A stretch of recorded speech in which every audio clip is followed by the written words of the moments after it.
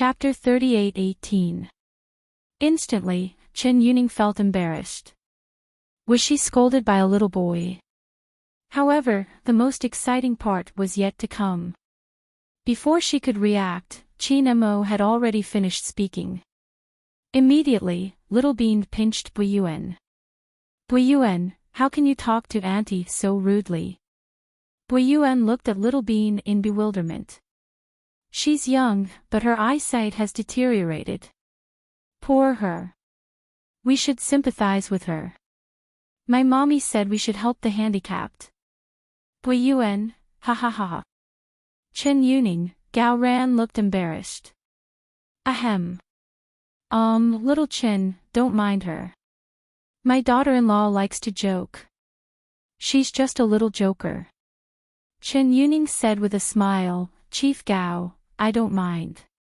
At this moment, she had to show her tolerance and continue to pretend to be a noble and pure lotus. But when the four of them walked to the car, another problem arose. The two kids couldn't sit in the front passenger seat, could they? Seizing the opportunity, Chen Yuning said, Chief Gao, I think they should sit in the back. It's too crowded in the front. Gao Ran also realized the problem because he didn't expect Little Bean to come with them. While he was hesitating, Little Bean said innocently, Buyuan, you sit in the front passenger seat.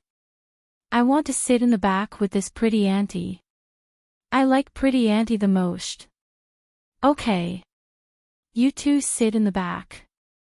Gao Buyuan wanted to give Little Bean a thumbs up. Why was she so amazing? Who said Little Bean couldn't fight alone without pudding? She was so good at fighting, oh. I see. Obviously, Chen Yuning was reluctant. Auntie, you don't dislike me, do you? Or, do you just want to be closer to my Uncle Gao? Little Bean's words were fatal. Chen Yuning blushed. I don't. Why would I? Kid, you're overthinking. Come on. I'll hold you in the back. Unwillingly, Chen Yuning sat in the back row with Little Bean. The back seat of the Land Rover was spacious enough for Little Bean to move around freely. Buyuan, do you want some milk? Little Bean opened her school bag. Inside was the food her grandma had brought for her when she left home this morning. Although Huamin strictly forbade it, the biased grandmother would still secretly put some delicious food in her two granddaughters' school bags. Pudding, on the other hand, didn't seem to matter. Thinking that she was going to Buyuan's house today, she didn't eat all the food and left some for Buyuan. Sure. Buyuan seemed to be very interested in whatever Little Bean said. The two kids played very well. Chief Gao, is she? Dr. Hua and President Qin's daughter. After falling in love with Gao Ran, Chen Yuning had done her homework and knew about Gao Ran's circle of friends. Only the little princess of the Qin family could play so well with the children of the Gao family. Well, yes. Gao Ran answered her while driving. So, is she the elder sister or the younger sister? Chen Yuning tried to find a topic. Auntie, you can ask me if you want to know. Uncle Gao is driving. It's dangerous to distract him like this. You don't value your own life. Chen Yuning, yeah. Auntie Little Chen, don't talk to my dad. Tell him to focus on driving, Gao Buyuan agreed with Little Bean. Okay. I got it. Chen Yuning was displeased, but she had to pretend to be happy. Little Bean took out 2 bottles of yogurt. They were the kind that could be drunk directly without a straw. She handed one to Buyuan and opened the other for herself, taking a big gulp. At this moment, Gao Ran's car made a sharp turn. The most exciting moment came. Little Bean spat out the big mouthful of yogurt on the floral dress Chen Yuning had carefully prepared for her. Even the black leather jacket was sprayed all over by her. The scene was quite spectacular. Chapter 38:19. Chen Yuning looked at the yogurt that Little Bean spat out. Instantly, her face turned pale. She swore that if Gao Ran wasn't here, she would teach this kid a lesson. Auntie, I'm sorry. I got carsick. Uncle Gao made a sharp turn and I didn't jump. Little Bean looked at Qin Yuning innocently and pitifully. She was so good at acting, thanks to her sister. Little Bean had once asked Pudding when she was bored at home. Sister, what's the best way to treat a hypocrite? You're more hypocrite than her. Give her a taste of her own medicine, Pudding concluded. Little Bean, who was fighting alone today, vividly embodied her sister's advice. Chen Yuning was about to explode, but she still pretended to be gentle. It's okay. Ha. I won't blame you. You didn't do it on purpose. Chen Yuning immediately took out a wet wipe from her purse and wiped the yogurt off her clothes. God knew how expensive her clothes were. She had saved several months' salary to buy it, but the kid spat it all over her clothes. Little Bean, you're too careless. Fortunately, Auntie Chin is generous and won't blame you. You must be careful. Bui Yuan was laughing in his heart, but he had to say those words to appease Little Bean. Gao Ran almost laughed out loud, thinking that Little Bean was indeed the daughter of Huamin and Qin Chu. No one could be as smart as her. It was difficult for Chen Yuning to deal with Little Bean. Little Bean was lucky that Pudding didn't come. Otherwise, Chen Yuning had thought that Gao Ran would pick up the kid and drive her home, and they would look for a place to eat. But when the car stopped in front of Gao Ran's building, she was hesitant. She was a little hesitant. Chief Gao, we're eating. My Lingling has prepared dinner and is waiting for us. In your home. Chen Yuning was dumbfounded. Yeah, I rarely eat outside anymore. I'm sick of it. The food at home is still the best. When she heard that I was going to treat you to a meal, my wife was very enthusiastic. After hearing about your heroic deeds, she kept asking me to take you to see her. It's a rare opportunity. She heard that you were coming over, so she came back early to prepare. Then, will it be too much trouble for your wife? Different from other colleagues, Chen Yuning refused to call Zhu Lingling sister-in-law. Instead, she called her your wife. That won't happen. My Lingling couldn't ask for more. Chen Yuning braced herself and followed Gao Ran upstairs. She had been thinking about one thing the entire way. Was this dinner at Gao Ran's house unintentional, or did he prepare this meal on purpose? Could it be that he knew what she was thinking and wanted to put her in her place? A united front with his wife. The more Chen Yuning thought about it, the more agitated she felt. She became uneasy. She hated Zhu Lingling and the sight of this woman. So, the moment she stepped into the Gao family's house, she put on a hypocritical mask and began to act. I'm sorry. I didn't know I was coming to your house, so I didn't bring any gifts, Chen Yuning said to Zhu Lingling with a smile. Oh. Don't be so polite. I won't be picky. After all, it's not easy for a police officer like you. You don't even have enough money to spend in a month. You can't buy caterpillars and birds' nests like me, can you? Zhu Lingling smiled with a dagger in her eyes. Auntie Lingling. Little Bean dashed over and threw herself into Zhu Lingling's arms. Oh. Daughter-in-law, why are you here?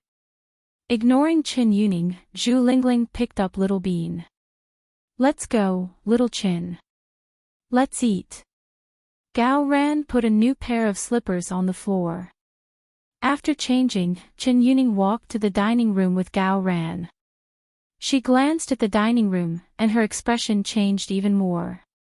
Sister Lingling, you ordered takeout, right? Chen Yuning's smile was sarcastic. The table was filled with food boxes with the restaurant's logo. She knew it was takeout at first glance. But was it a good idea to treat someone to a meal and order takeout? Chapter 38:20. Yeah. They all say the takeout food here is delicious. Let's try it, Zhu Lingling answered with a smile. Director Gao said we'd eat at home. I thought, you cooked it yourself. Chen Yuning continued to hold the food in her hands, smiling without showing her teeth. That's because old Gao didn't tell you that my cooking is super bad. It's comparable to a dark chef, so how can I embarrass myself by serving a guest? After all, you've made a great contribution to the city bureau this time. You're flattering me, Sister Lingling. I just happened to be there. They chatted for a while and then sat down to eat. To be honest, Chen Yuning had no appetite at all.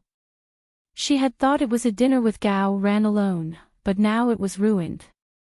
Looking at the food on the table, Chen Yuning had no appetite at all. But for the sake of Director Gao, she pretended to pick up the chopsticks and nibble. Auntie Chen, hurry up and eat. Bui Yuan said modestly. Okay. Little Chen, don't be shy. There's a lot of food. Eat more, Zhu Lingling said with a chuckle. Sister Lingling, the oil used in takeout isn't good. You'd better not order takeout from now on. I'm an adult and it's okay for me to eat it, but Bui Yuan is still young. It's not good for children to eat it. As a mother, you have to think about your children, right? Chen Yuning was complaining about Zhu Lingling, and she said it on purpose for Gao Ran to hear. She meant that his wife didn't know how to take care of children. To his surprise, Zhu Lingling was prepared to deal with this little vixen. After hearing his words, Zhu Lingling immediately replied, Little Chin, don't worry. I ordered takeout because you're a guest. Usually, when there aren't any guests at home, I cook for them personally. Although it's terrible, they're used to it and don't mind. Now, Chen Yuning realized that they usually cooked by themselves. So, she ordered takeout because she was here. What kind of people were they? At this moment, Little Bean sat down beside Chen Yuning. Auntie, I'll sit beside you. You're pretty and I like you. Aw. Don't you want to play with Bui Yuan? Why don't you sit next to him? Chen Yuning learned her lesson and didn't want to have anything to do with this little girl. But how could Little Bean give her a chance? It's okay with Bui Yuan. I see him often, but I don't see you often. So I have to cherish this rare opportunity. When she said the word opportunity, Little Bean smiled faintly. Why did Chen Yuning feel that this kid was full of tricks? Sure enough, a bottle of seafood soy sauce appeared in Little Bean's hand. Caught off guard, he poured the soy sauce into Chen Yuning's bowl. Chen Yuning, Auntie, let me tell you a particularly delicious way to eat it. Rice with soy sauce, it's really super delicious. Chen Yuning, Auntie, I'm a witness. I've eaten it before. It's delicious. Try it, Gao Bui Yuan added. Auntie doesn't like soy sauce, actually. This soy sauce is different from the usual one. Try it quickly. As she spoke, she lifted the bowl to Chen Yuning's lips. Embarrassed, Chen Yuning glanced at Gao Bui Yuan who was sitting across from her. My daughter-in-law doesn't lie. Maybe it's really delicious. Try it. Little Chen, don't be shy in my house. Gao Bui Yuan was on Little Bean's side. Then, Chen Yuning was completely confused. Finally, under everyone's gaze, she took a mouthful of rice soaked in soy sauce, and her stomach churned. Chapter 38:21. Auntie, are you okay? Have some water. Little Bean handed her a bottle. Feeling terrible, Chen Yuning didn't even have time to look at the bottle before she took it. She took a big gulp. Then she rushed into the washroom and threw up. In the dining room, Zhu Lingling glanced at Little Bean. Daughter-in-law, what did you give her? She has such a big reaction. A durian-flavored drink, Zhu Lingling, Gao Gao Buiyuan, our little bean is really something. With you around, we don't need to ask Auntie Huamin to help us. Ha! Honey, do you feel bad that we're giving her a hard time? Zhu Lingling looked at Gao Ran with a smile. Comrade Zhu Lingling, don't set me up. I won't fall into your trap. Why would I feel bad? We're not related to each other. Then Qin Yuning walked out of the washroom with a pale face. Her face was livid. Little Qin, are you okay? Zhu Lingling asked. Sister Lingling, I'm fine. I don't like the smell of durian. It's too smelly. That's why I couldn't help it. I'm sorry for making a fool of myself. Under such circumstances, Qin Yuning could still talk to Zhu Lingling calmly, which showed that she was able to keep her composure. Huamin was right, she wasn't easy to deal with. It's okay. I'm glad you're okay. Come on. Let's eat. No. I really can't eat. My stomach hurts. Director Gao, I'll go back now. You're leaving so soon. You haven't eaten anything yet. I don't have a good appetite these days and can't eat. You guys take your time. Chen Yuning thought she would be crippled if she stayed any longer. So, she decided to leave as soon as possible. Let me walk you out. Zhu Lingling stood up immediately. Okay. Honey, you walk little Chen out. I'll get food for the kids. Gao Ran agreed with Zhu Lingling. Just like that, Zhu Lingling led Qin Yuning downstairs. The two women just went out and didn't speak along the way. The atmosphere was very tense. Qin Yuning didn't stop until she was about to reach the gate of the neighborhood. Sister Lingling, you're pretty good, really. Are you praising me or insulting me? Zhu Lingling stared into her eyes. Of course I'm praising you. No, compared to you, little Qin, I'm not strong enough. If I were strong enough, why would I be targeted by wolves and tigers? Don't you think so? Qin Yuning knew what she meant, but she wasn't mad. Instead, she smiled slightly. Sister Lingling, I've always felt that people should know their limits, right? Of course. Zhu Lingling nodded. Chief Gao is really outstanding. Maybe he'll have a better future if he finds a better wife. What do you mean? Zhu Lingling's face immediately darkened. I'm just saying. Sister Lingling, please don't take it to heart. I'm just a straightforward person, bullshit. A straightforward person and a mean mouth are two different things. My old Gao is kind and gives you face, but you can't be shameless. Look at you. You're a student of a famous university, you're good-looking and have a good job. Instead of being a good person, you want to seduce someone else's husband. Don't you feel ashamed? Your parents work hard to run the rice noodle shop and support your education. Do you think it's easy? They're old now, but you're slandering them. Sister Lingling, you can eat whatever you want, but you can't say whatever you want. You don't have any evidence. How can you frame me? Frame you? Hee hee. You know it yourself. Qin Yuning, I'm telling you. Don't try to seduce my old Gao again, or I'll make you die a horrible death. Sister Lingling, you know what? Everyone covets the good stuff. Besides, even if I'm not here, there might be others. You don't have to be so nervous. You look ugly when you swear like a shrew. I don't understand why a nice man like Chief Gao can't stand sharing a bed with you. Chen Yuning scolded Zhu Lingling without using any dirty words, but her words were like knives stabbing into Zhu Lingling's heart. Chapter 38-22. Zhu Lingling was surprised to see Chen Yuning's true colors so soon. Huamin was a good judge of character. Chen Yuning was a two-faced bitch. She couldn't hold it in anymore. What was she talking about? Listen to her. She was mocking Zhu Lingling for not being good enough for Gao Ran. I'll tell you the truth. Zhu Lingling, no matter how bad she is Gao Ran's legal wife and the woman he loves deeply. But you, no matter how excellent you are, you're just a vixen who covets another woman's husband, a shameless mistress. Oh, no, the current situation is that Gao Ran doesn't care about you at all. You're just a clown. You didn't learn to be good at such a young age and are so scheming. Aren't you afraid of retribution? I feel sorry for your parents. If my daughter were like her, I'd strangle her to death. She's a waste of air. After all, you're not even a mistress. Tell me.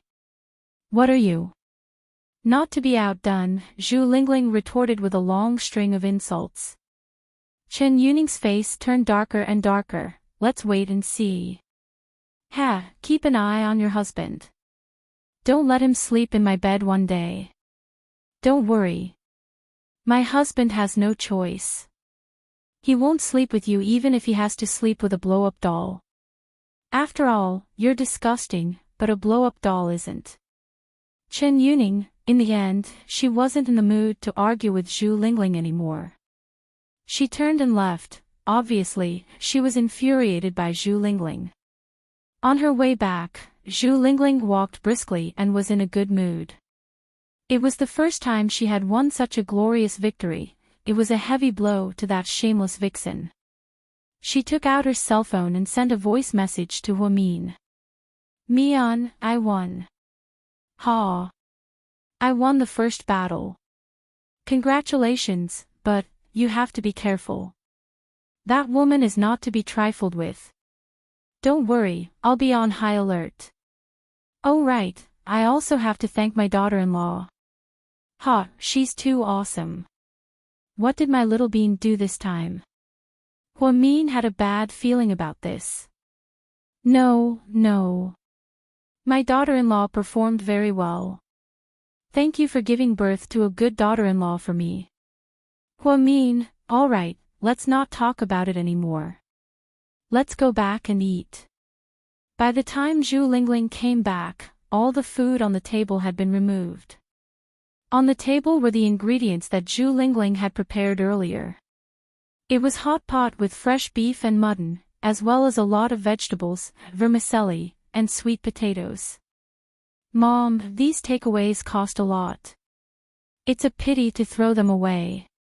Why don't we give them to the homeless uncle at the ATM in front of our neighborhood? This was Gao Buiyuan's suggestion. Son, you're so generous. Gao Ran was surprised by Buiyuan's behavior. My mom said that as long as we're alive, we should do our best to take care of ourselves. Then, if we can, we should help others. Honey. I didn't know you had such a gentle side. Gao Ran teased Zhu Lingling. Don't talk nonsense. Let's eat the hot pot. Now that the enemy is gone, we can eat in peace. Daughter-in-law, come here and let your mother-in-law give you a kiss. Zhu Lingling picked up Little Bean and gave him a quick peck on the cheek. Aunt Lingling, I had prepared a lot of tactics, but this piece of trash was too weak. She ran away after a few moves. Little Bean was very pleased with herself. It's okay. If my dad has a mistress in the future, I'll ask you to help me deal with it. Hearing Buiyuan's words, Gao Ran almost burst into tears. Chapter 38-23. Son, you're tricking your dad. Zhu Lingling laughed so hard that tears almost came out of her eyes. Gao Buiyuan, are you still our son? How can you say something like that? Over here, they were eating, drinking, and enjoying themselves. Gao Ran was always on the side of his wife and son. Now, even his daughter-in-law was on their side. No matter how cunning Chen Yuning, the high-level vixen, was, she couldn't do anything. Huamin and Qin Chu didn't get involved in this matter because they believed Lingling would handle it well. In South Hill Manor, Huamin knocked on the door and entered the study with a cup of hot coffee. Chin Chu was still busy. Honey, have some coffee. I told you not to do this. Chin Chu's eyes were full of reproach and heartache. I'm fine. It's not like I'm going to give birth soon. I don't need to be so pretentious. Hua Min put the coffee on Chin Chu's desk. Then he sat down on the chair beside him. Little Bean won't come back tonight? Chin Chu asked. Yeah. Your daughter betrayed you. She's only 3 years old, but she can't wait to live with her in-laws. Chin Chu didn't pudding leave. She didn't. Xiao Wei and the others often come to the old house for dinner and don't come home often. That's good. At least leave one for me. Chin Chu was exasperated. It's okay. That's what happens when you raise a daughter. When she grows up, she runs off to live with someone else. It's sad. Hua Min put his arm around Chin Chu's neck and sighed. That's why I said our family is the richest. We can recruit 2 live-in sons-in-law. Then we'll see if your son agrees. Hua Min pointed at his belly. We have a lot of money and can divide the property equally. Even so, the 3 of them won't be able to spend it all in their lifetime. In the past few years, Chin Chu had received his second uncle's performance in the U.S. headquarters. GK was as rich as a nation. Chin Chu was young but had been on the national rich list for several years. Honey, there's something I didn't tell Lingling today. What? That Chin girl did something a few days ago. Didn't she blackmail Gao Ran for a meal? Yeah. Chin Chu nodded his head. Do you know how she did it? Didn't she save people? Guess what I found? Hua Mian asked mysteriously. Could it be that this is a show that was deliberately designed to show her bravery for a just cause so that she can develop further with old Gao? Chin Chu's brain worked fast enough and he immediately thought of something. Wow. As expected of my man, you guessed it right away. I wondered why a woman like her would be so kind and brave, so I asked someone to investigate it. To my surprise, the kidnapper is an old friend of Chin Yuning's. Later, he joined a gang of gangsters and had nothing to do. I heard that his father was hospitalized for a kidney transplant and his family spent a lot of money on it. Coincidentally, 1 week before Chin Yuning did what she did, the suspect had 50,000 yuan in his bank account. 50,000 yuan. Chin Chu frowned at the amount. 50,000 yuan isn't a lot, but it's a lot for Chin Yuning. She might have saved it for years. But she's smart and didn't transfer it to the suspect directly. After all, she graduated from the Public Security University and is good at anti-reconnaissance. I found that she withdrew 50,000 yuan from an industrial bank 1 week ago and went to a game parlor near her home. She played slot machines with the 50,000 yuan and lost the game. Chin Chu immediately guessed what was going on and continued, could it be that the suspected gangster owns the arcade? Chapter 38-24. He didn't open it, but he had something to do with it. The hooligan has a girlfriend who's also a delinquent. The arcade belongs to that woman, so I think Chin Yuning took the opportunity to lose the money and gave it to that person indirectly. That's a great loss.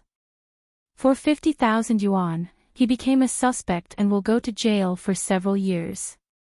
Is it worth it? I found it strange at first. Later, I investigated both openly and secretly and found that the hooligan has had a crush on Chin Yuning since elementary school, for many years. Hearing Hua Min's words, Chin Chu finally understood. That makes sense. But in this case, this woman is very cunning. Chin Chu suddenly felt it wasn't a simple matter. I'm shocked, too. She's young, but she's so scheming. I'll talk to old Gao and ask him to send her away as soon as possible.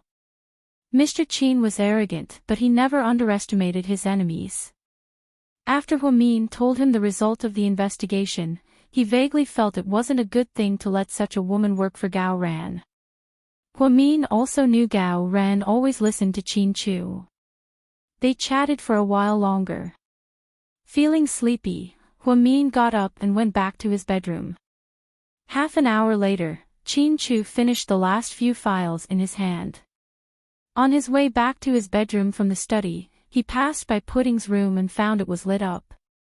Qin Chu checked his watch and found it was 10:30 p.m., but Pudding was still awake. Frowning, he stopped and knocked on the door. "Come in." "Daddy." Wearing a cotton nightgown, Pudding sat in a chair with her long hair down. On the desk was a laptop. "Baby, why aren't you asleep?" In fact, Qin Chu sometimes cared about his eldest daughter very much. It was said that the crybaby got the milk. Since Little Bean liked to act coquettishly and play tricks, her family paid special attention to her. Pudding, on the other hand, was sensible, calm, quiet, and easily neglected by her family. If you looked closely, you would find that Pudding's personality was more like Qin Chu's.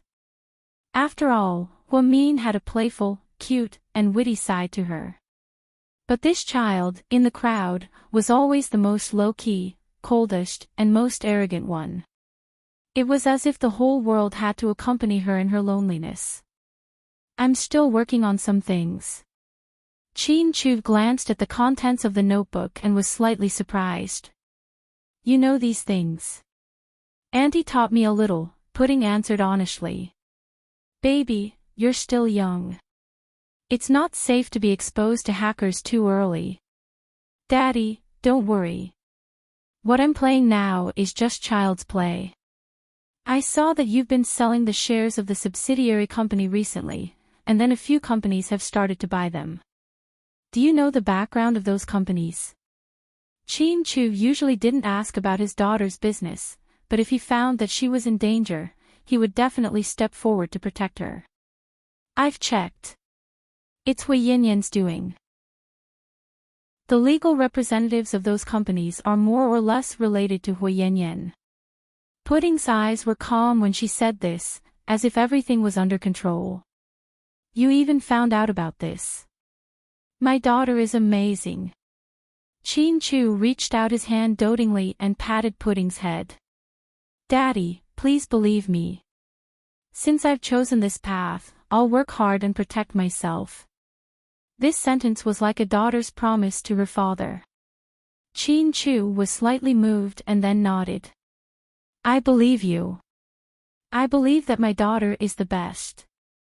Fortunately, Little Bean isn't home today. Otherwise, she would be jealous. Daddy is rarely so good to me." Pudding smiled. Chapter 38-25. Hearing this, Qin Chu felt a dull pain in his heart. It seemed even Pudding thought her family liked Little Bean more. "Pudding, Daddy and Mommy love you and your sister equally. It's okay. Daddy and Mommy can treat Little Bean better. After all, she's younger than me." There was no jealousy in Pudding's eyes, she seemed to have accepted the fact calmly. She didn't complain about why her parents didn't love her more. "Pudding, Daddy, I understand. You don't have to explain. I'm the older sister and I'll take good care of Little Bean and Little Bean. I don't think you and Mommy don't love me anymore. In fact, I'm just trying to become better and help you and Mommy share the burden of the family. So, I'm one of the most important members of the family." "That's right." Qin Chu nodded, feeling an indescribable feeling in his heart. "Daddy, you don't have to interfere with the stock market. I can handle it myself. That woman bullies me and wants to take revenge on you and Mommy. But I won't give her the chance." Pudding's logical mind was very active. After seeing through the enemy's trick, she began to set a trap for them. Qin Chu believed his daughter's intelligence wasn't wasted and wasn't worried that Hui Yanyan would play tricks on the stock market. "Okay. Daddy only said one thing. Go to bed early and don't stay up late. Don't worry, Daddy. I'll take care of it in 10 minutes. Okay. Good night, baby. Good night, Daddy. This time, Pudding kissed Chin-Chu lightly on the cheek. Words couldn't express the shock his daughter brought to him. But whether it was the smart Pudding or the adorable little bean, they were both his loved ones. He, Chin-Chu, would always be proud of them. After Shen Mingxi went to Singapore, Wei Ying didn't hear from him for a week. She didn't call him or contact him on WeChat. But she vaguely heard from her good friend in Singapore that Shen Mingxi was still there, dealing with this difficult issue. 3 days later, Wei Ying was trying on high heels in a luxury store when her cell phone rang. Ing. Hearing this voice, Wei Ying had mixed feelings. The long-lost familiarity made her want to cry. But she had to hold back her tears. Brother Mingxi. Xiao Ying, I'm back. Do you have time to meet me? Now? Wei Ying was surprised. Yes, right now. I just got off the plane. I really want to see you. Okay. Let's pick a place. Wei Ying wanted to pick a coffee shop or something. However, Shen Mingxi said, "Where are you now?" "I'll go and find you." I'm at the DR Famous Museum." Wei Ying looked at the shop sign and gave him the address in a daze.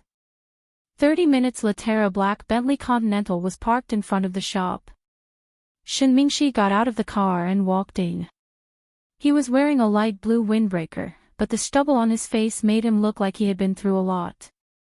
His days in Singapore must have been mentally and physically drained. Just from his good friend's words, he knew how much of a headache this matter was. Brother Mingxi. Wei Ying had picked out a few pairs of shoes and sat on the sofa, drinking black tea as she waited. Shen Mingxi didn't speak to Wei Ying immediately. Instead, he turned his head and spoke to the saleswoman. "Please wrap up all the shoes my friend picked out for me. I'll pay for them with my card." "Yes, sir." The saleswoman had seen many people trying to please their girlfriends and was familiar with the routine. Wei Ying was surprised and a bit flustered.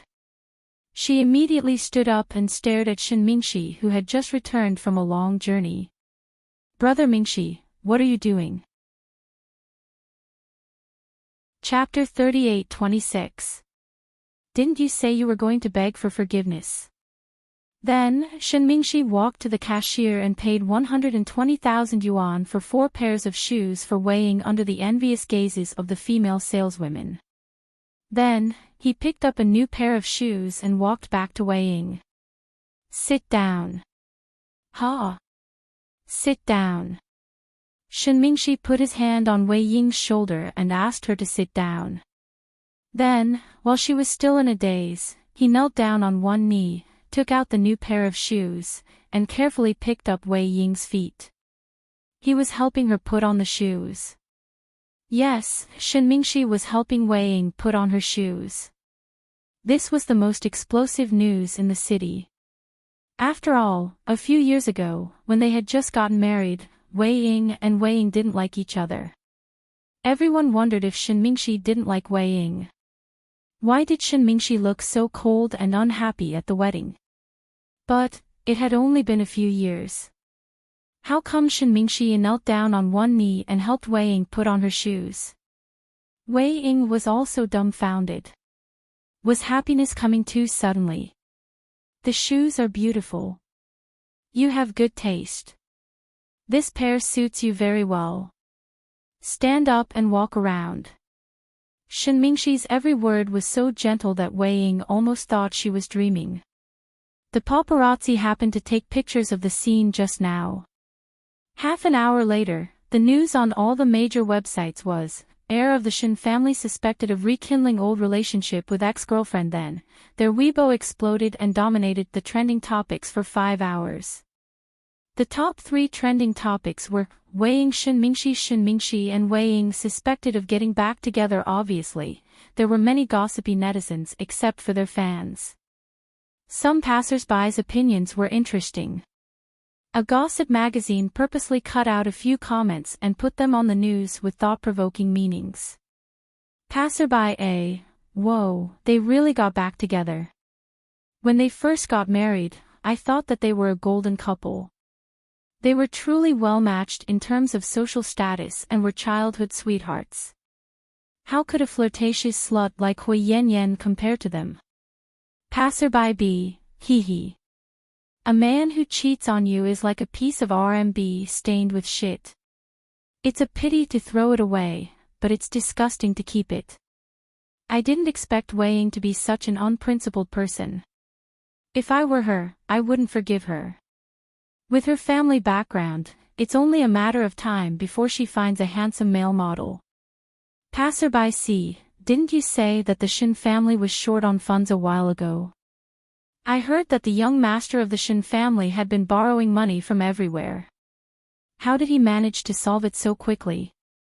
Could it be that he had spoken to the Wei family? Ha ha ha ha. What a scheming man. Miss Wei had better keep her eyes open. Passerby D. At this moment, the shadow in Wei Liao's heart, ha ha ha ha ha. After leaving the shoe store, Shen Mingxi and Wei Ying went to the tea house next door. The two of them did not care about the rumors and gossip outside. Ying, I want to apologize to you. I stood you up that day and made you sad. Shen Mingxi came to apologize sincerely. After getting off the plane, he didn't go home or to the company. He came to see Wei Ying immediately because he felt that it was important to apologize to her. It's okay. You had your reasons. I understand. Wei Ying was not happy, but when she saw Shen Mingxi in person, her heart softened. Besides, she knew that he did have something to say. Tiantian's incident was terrible. I stayed there for 12 days. When Shen Mingxi said this, it was obvious that he was exhausted. What happened? What happened? How did they punish her?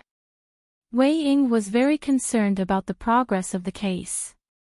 She had heard from her friend that if the Singaporean court found her guilty, Tian would not only be expelled from school, but also be blacklisted from Singapore and banned from entering the country forever.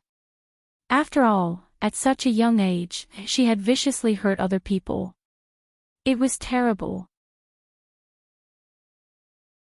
Chapter 38-27. Fortunately, everything was resolved.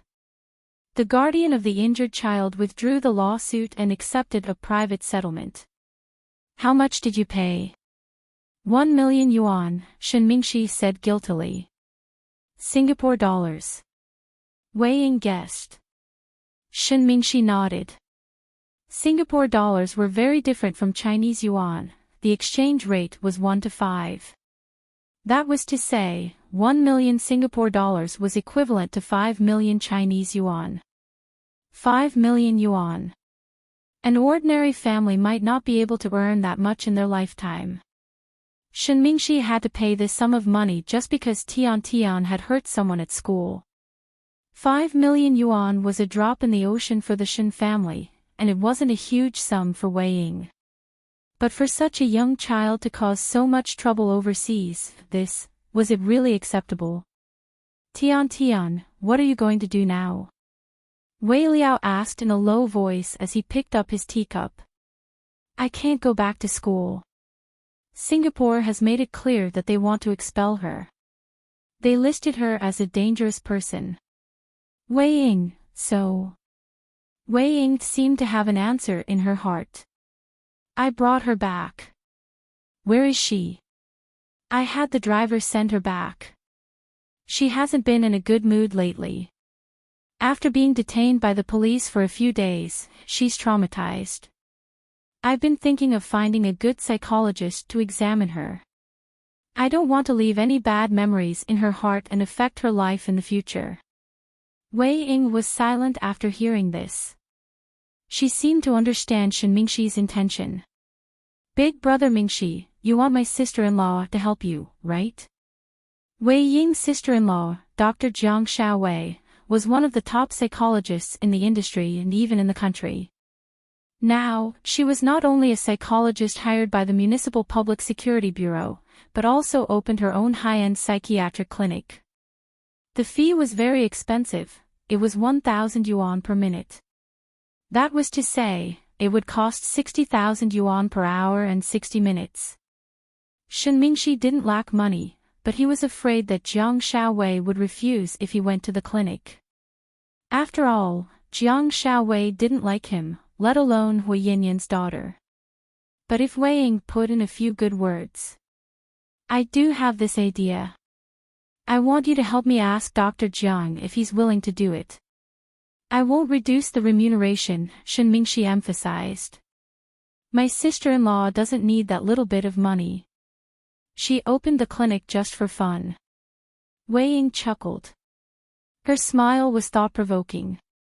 Xiaowing, if you feel uncomfortable in your heart, then forget it.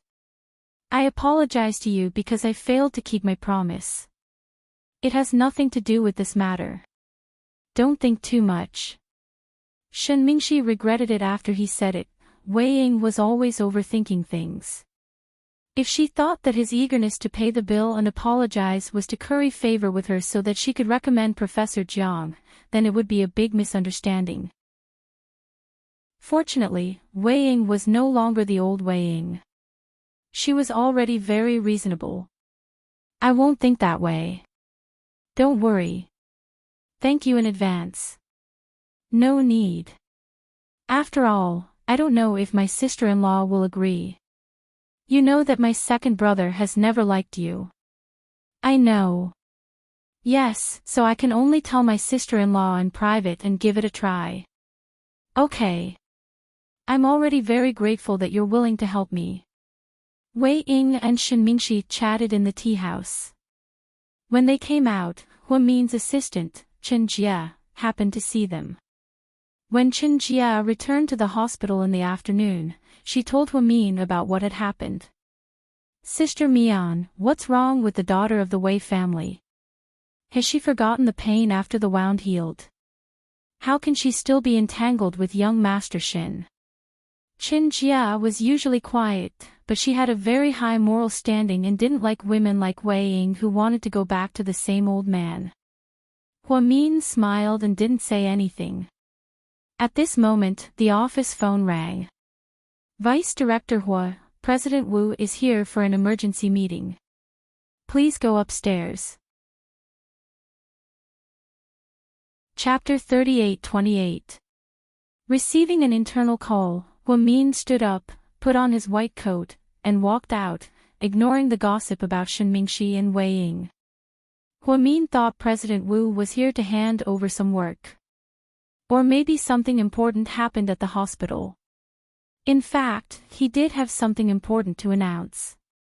When Hu Min walked into the conference room, all the senior executives of the hospital were there.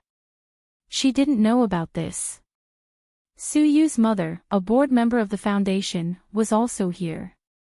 It meant the situation was serious. The vice director is here.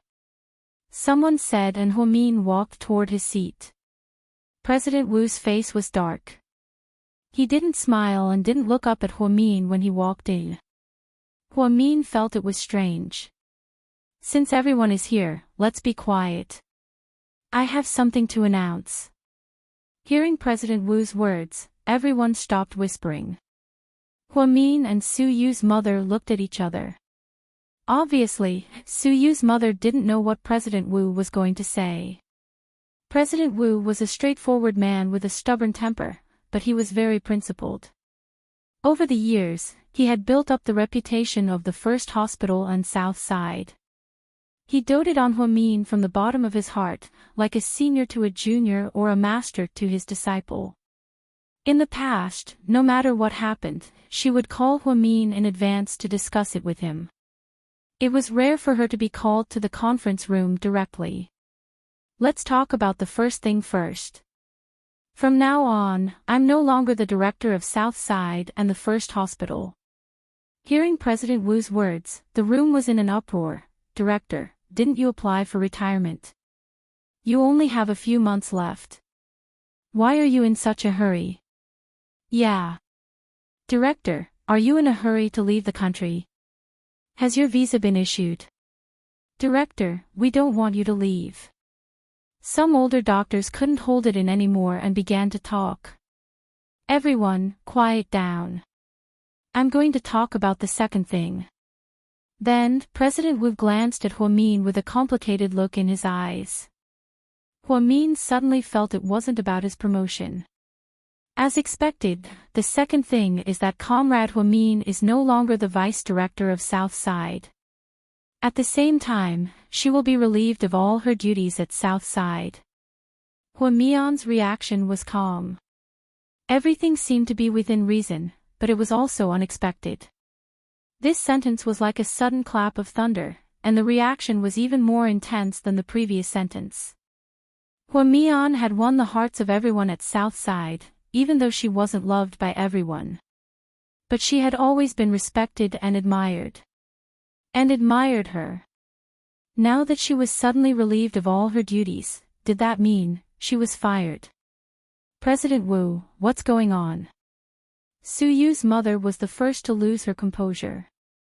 Huamin had been like her own daughter for the past few years. She couldn't watch her daughter get bullied like this. Yeah, President Wu, what did Vice Director Hu do? Why was she suddenly fired? Is there a mistake? I'm sorry, this is a decision made by the higher-ups. I have no right to interfere. Let me put it this way. Today, Huamin and I have been fired by the higher-ups. A new director will take over in a few days. Please cooperate with the new director. Thank you for your cooperation with Huamin and I. Thank you for all the support you've given to the hospital. President Wu seemed to be a little emotional.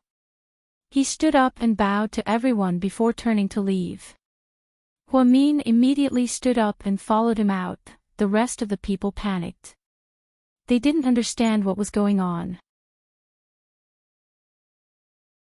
Chapter 38-29. President Wu. Mian, don't ask anything. You're smart, you should understand. In short, it's worth sacrificing the two of us to protect the hospital. President Wu was in a bad mood. He tried his best to suppress his emotions and not cry. After he finished speaking, he turned around and walked away. Huamian looked at Director Wu's white hair and hunched back up close, and she didn't feel good about it. This old man had worked at the first hospital since he graduated from medical university. He had worked his way up and dedicated all his precious youth to the hospital. He had worked for more than 40 years. He was only a few months away from retiring. But now, he had to end all of this in such a humiliating way, in the way of being fired. Huamin was very sad, even sadder than being fired. Because she didn't want to work anymore. She wanted to focus on giving birth to her second child. However, President Wu was already so old, and the hero of the hospital was being treated like this. Wasn't it too? As for the reason, she didn't need to ask. It must have something to do with Xing Rou's disappearance. Xing Rou had been missing for more than a week. She didn't receive any blackmail calls. What did that mean? Perhaps the person who captured Xing Rou wasn't after money. In other words, it was a mystery whether Xing Rou was still alive or not. As a father, it was inevitable that Secretary Xing would worry about his daughter. Therefore, this father vented his anger on South Side Hospital. Because Xing Rou went missing here. And President Wu didn't know what kind of negotiation he had with Secretary Xing. In the end, he and Huamin resigned in exchange for the safety of South Side Hospital. Only the two of them knew the real story. Huamin returned to the office in disappointment.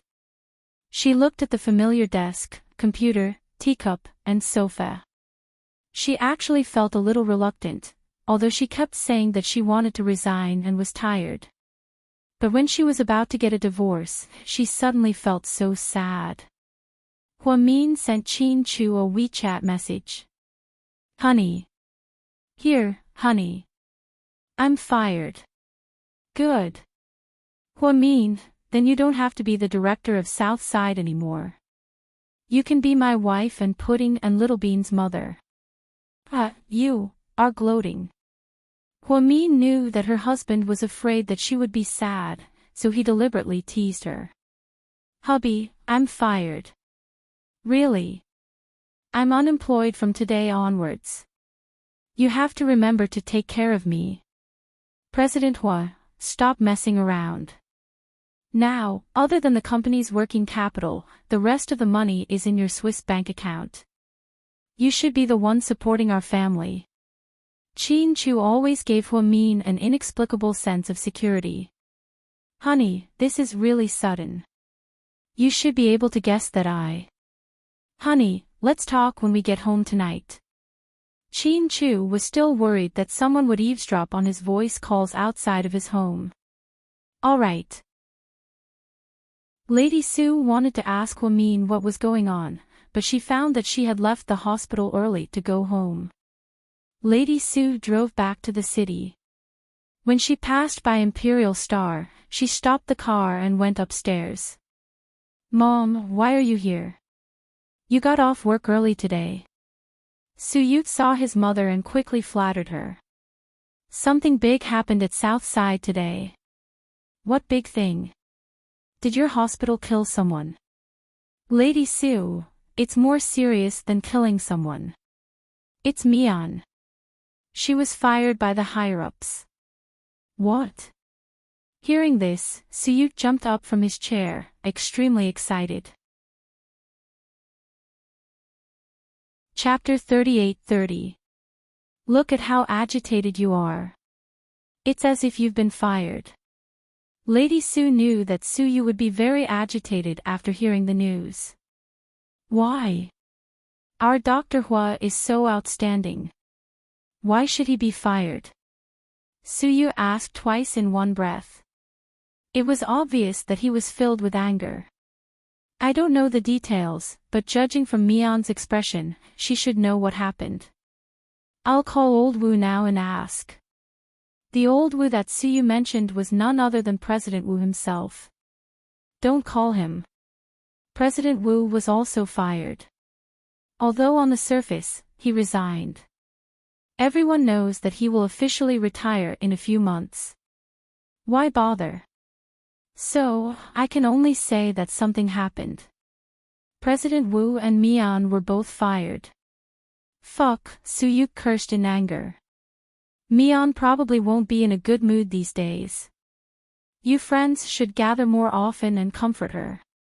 Lady Su thought about it and asked the people around her to comfort Hua Min. I got it, Mom. Su Yu's face had been full of worry ever since he heard the news. He didn't care about anything else. He only knew that Hua Min liked being a doctor and had feelings for South Side. Otherwise, with Qin Chu's current wealth, Hua Min wouldn't be able to squander it all in his lifetime. He wouldn't become a director for a mere £1,000,000 annual salary. Most importantly, the workload was huge and he had to worry about it. It was a thankless effort. When Lady Su left Imperial Star, she bumped into Han Yueyao in the lobby. When she was dancing, the soles of her feet were a little scratched, so she went to the pharmacy to buy a band-aid. Unexpectedly, she bumped into Su Yu's mother. Han Yueyao felt guilty in front of Su Yu's mother. So, she only greeted her in a low voice, Auntie Su. Okay, Su Yu's mother responded with a smile, nodded, and then left with the bodyguard and driver. Han Yueyao knew a smart woman like Mrs. Su wouldn't show her dissatisfaction or pester her repeatedly even if she was unhappy with her. When Han Yueyao went back, other than her dance teacher, her temporary manager was with her. She was sent here by Su Yu. Her surname was Yu, so Han Yueyao called her sister Yu. Yao Yao, come here. The agent waved his hand. Your dance practice is okay. Your dance teacher and I are very satisfied. We are very confident that you won't be eliminated in the first round. As far as I know, this time, other than the female star with the surname Y who has some dancing skills, the others are all laymen. We don't have to be too nervous.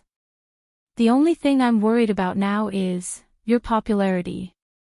Sister Yu, I've never debuted, I'm not popular. Han Yueao chuckled. Yeah. That's why you're at a disadvantage. Look at Gao Yero's popularity. That woman is very good at making herself popular. She's using all kinds of methods to create hype. She likes to do it, so be it. I'll pass. Sister Yu, even if you ask me to do a live stream like Gao Yero, I don't think many people will watch it. It'll be even more embarrassing, huh? Han Yueao knew her own limits and didn't want to compare herself with Gao Yero. I didn't ask you to do a live stream. What I mean is, you should find a topic to talk about before the reality show starts, okay? For example, Han Yueao didn't know what topic Sister Yu was talking about. Chapter 38-31. I heard a while ago that Jiang Yi came to work with you. He's always been popular in the industry and has a lot of connections. He's been single all these years and hasn't revealed his girlfriend. I think you should use this opportunity to create some hype. When there's a topic, we can publicly deny that you and Jiang Yi are just friends. I don't think that's a good idea. I don't want to overdo someone who helped me. Jiang Yi is my friend's friend.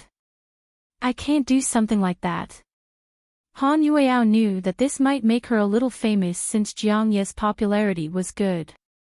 There was an unchanging rule in the entertainment industry. It didn't matter if you were a B-list or a B-list celebrity, as long as you could tie up with a popular artist.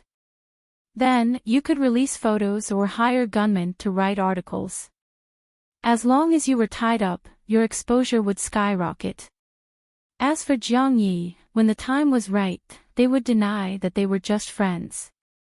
That would be the end of it, but the problem was that Han Yueao felt that it was too despicable and shameless to do that. Yao Yao, I know you have your principles. But the reality show is about to be broadcasted live. If you don't create some hype for yourself. If you really lose in one round, do you think President Su's reputation will be ruined with you? Han Yueao knew that her agent was telling the truth, but she just couldn't listen. If I lose in one round, I can't do anything about it. After all, I'm just a nobody. Han Yueao smiled. You're not suitable for the entertainment industry. Look at you, if you have such a temper and don't care about fame and fortune. You should be a dance teacher. Why did you join Imperial Star? Yu's agent spoke her mind, but Han Yueao wasn't angry. Being a dance teacher doesn't make money, Yu's agent. Sister Yu, don't be angry. Here, I bought coffee for you and the teacher. Drink it while it's hot. Then, Han Yueao carefully took out 2 cups of Starbucks coffee from the bag. She gave one to the teacher and one to the agent. You don't have any. Yu looked down and saw that there were only 2 cups. I don't like coffee. I'll go and do the new dance steps the teacher taught me. You two have a good rest. Then, Han Yueao grabbed a towel to wipe the sweat off her forehead and walked to the mirror. Yu's agent shook her head helplessly. This kid is really stubborn. I wonder if it's a blessing or a curse for her to enter the entertainment industry. Shen Mingxi's private mansion. Since Hui Yanyan shamelessly took over his old house, Shen Mingxi didn't go back there.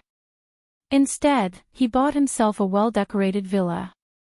When he came back after meeting Wei Ying, only the nanny and Tian Tian were at home. Mr. Shen, you are back. Yeah, where's Tian Tian? Mississippi Miss Tian Tian. Did she eat? No. I tried to persuade her for a long time, but she just locked herself in her room and didn't come out.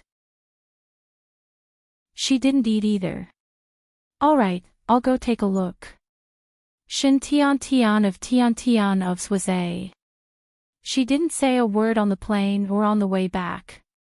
He didn't know how big of a blow it was to Tian Tian and didn't know what had happened that day. The victim only said that they quarreled and then Tian Tian scratched the little girl's pretty face with a pencil. Shin Mingxi's footsteps were heavy as he walked upstairs. He didn't know when it started, but Hui Yanyan and Tian Tian had become his heaviest burden. Chapter 38-32. Shin Mingxi knocked on the door. There was no response. Shin Mingxi had no choice but to insert the key he had prepared beforehand. Then, he turned the lock and gently opened the door that Tian Tian had locked from the inside. Get out. Tian Tian seemed to have a bad temper. How long do you plan to run away? Shin Mingxi asked her calmly. You don't believe me anyway. It's useless for me to tell you. I might as well keep running away. How can I believe you if you don't tell me anything? The result will be the same whether I tell you or not. If you really care about me, you wouldn't have sent me to a foreign country alone. Tiantian's words were like needles that slowly pierced Shin Mingxi's heart. Before Shin Mingxi could say anything, Tian Tian said something even fiercer. But I understand. After all, I'm not the child of you and Hui Yanyan. I'm another man's bastard. You didn't even want my mother, so I'm already lucky that you still want me. So, I shouldn't hate you. I should be grateful to you, right? Otherwise, I'd be in an orphanage right now, or worse. Who knows? Tian Tian, when did you become so dark? I haven't changed. My psychology teacher said that everyone has a dark side. Didn't you send me away because you wanted to remarry your ex-wife? How was it? The days without me. Have you two ever reconciled? Tiantian's words sent chills down Shin Mingxi's spine. This wasn't something a child her age should say. If one were to say that Tian Tian was precocious, then Tian Tian was different from the Qin twins. Although Pudding and Little Bean knew a lot, the things they said and did were beautiful and positive. They also brought happiness to the people around them. However, Tiantian's style of speaking made Shin Mingxi feel that she was becoming more and more like her mother, Hui Yanyan. As soon as this scary thought appeared, even he felt scared.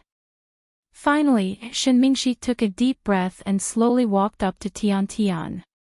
Then, he squatted down, reached out, and placed his hand on her little hand. Tian Tian, tell me what happened that day. As long as you're willing to tell me, I'll believe you. Shin Mingxi's tone was very gentle. He was coaxing Tian Tian. Although the matter had been settled, he still had the right to know what had happened. Because he remembered that after he finished the procedures, he left the school. Tian Tian's female homeroom teacher said to him seriously, I think it's better for you to send this child to the orphanage. Don't raise him anymore, or you'll definitely regret it. Shin Mingxi didn't say anything, but from the teacher's words, it wasn't as simple as hating Tian Tian. Perhaps there was something else going on behind the scenes. Would you believe me if I told you? Tian Tian seemed to have calmed down quite a bit. As long as you say it sincerely, I'll believe you. Uncle Shin, about that matter, you can't blame me. I know you lost a lot of money this time, but you really can't blame me. Tian Tian lowered her head, her eyes red. I know I don't blame you. Actually, what happened that day? Tian Tian tried hard to remember what happened that day. Suddenly, there were noises coming from downstairs. Shin Mingxi frowned slightly. He got up and opened the door. His heart sank when he saw who it was. Shin Mingxi, I heard that my daughter came back to China. I want to see her. Hui Yanyan came with a burly man with tattoos all over his arms. Chapter 38-33. Hui Yanyan didn't look like she was here to see her daughter. Instead, she looked like she was here to cause trouble. Shen Mingxi didn't know what this man's relationship with her was, but it was obvious that he didn't come with good intentions. "You're well informed," Shen Mingxi looked at Hui Yanyan without any warmth in his eyes. This woman couldn't stir up any emotions in him. Of course. After all, she's my daughter. You really think she's your daughter? Tian heard the noise and ran out behind Shen Mingxi. She looked downstairs and immediately hid behind Shen Mingxi. Tian, come down. Come with mommy. Hui Yanyan's attitude was firm. She didn't care that Tian was in Singapore. But recently, she received news that Shen Mingxi had brought Tian back to China. So, she immediately came to pick Tian up. "I'm not leaving. Uncle Shen, I don't want to go with her. Tell her to get lost." Tian hid behind Shen Mingxi and spoke in a low voice. But it was obvious that she didn't like her mother. Tian used to like her mother very much. But later, what Hui Yanyan did left a big shadow in her heart. So, when they met, Tian didn't remember any maternal love at all. She only felt fear. Hui Yanyan saw that there was no response, so she walked upstairs.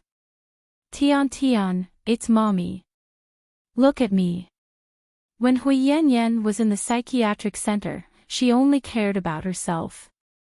She didn't have a child. Now that she was out and had some money, she came back to society. Of course, she wanted to find the only child who was related to her. Get lost. I don't want to go back with you. What did you say? Hui Yanyan opened her mouth in disbelief. Tian, you don't remember me. I'm your mother, Hui Yanyan emphasized in agitation. You're not my mother. My mother is dead. Get lost, crazy woman. Tian scolded Hui Yanyan while clutching the corner of Shen Mingxi's shirt. Shen Mingxi, what did you say to my daughter? Why is she treating me like this? Hui Yanyan pointed at Shen Mingxi angrily. Why don't you remember what you did to her? Shen Mingxi's voice was calm. Perhaps he had already expected such a scene. He was so nice to Tian, but Tian.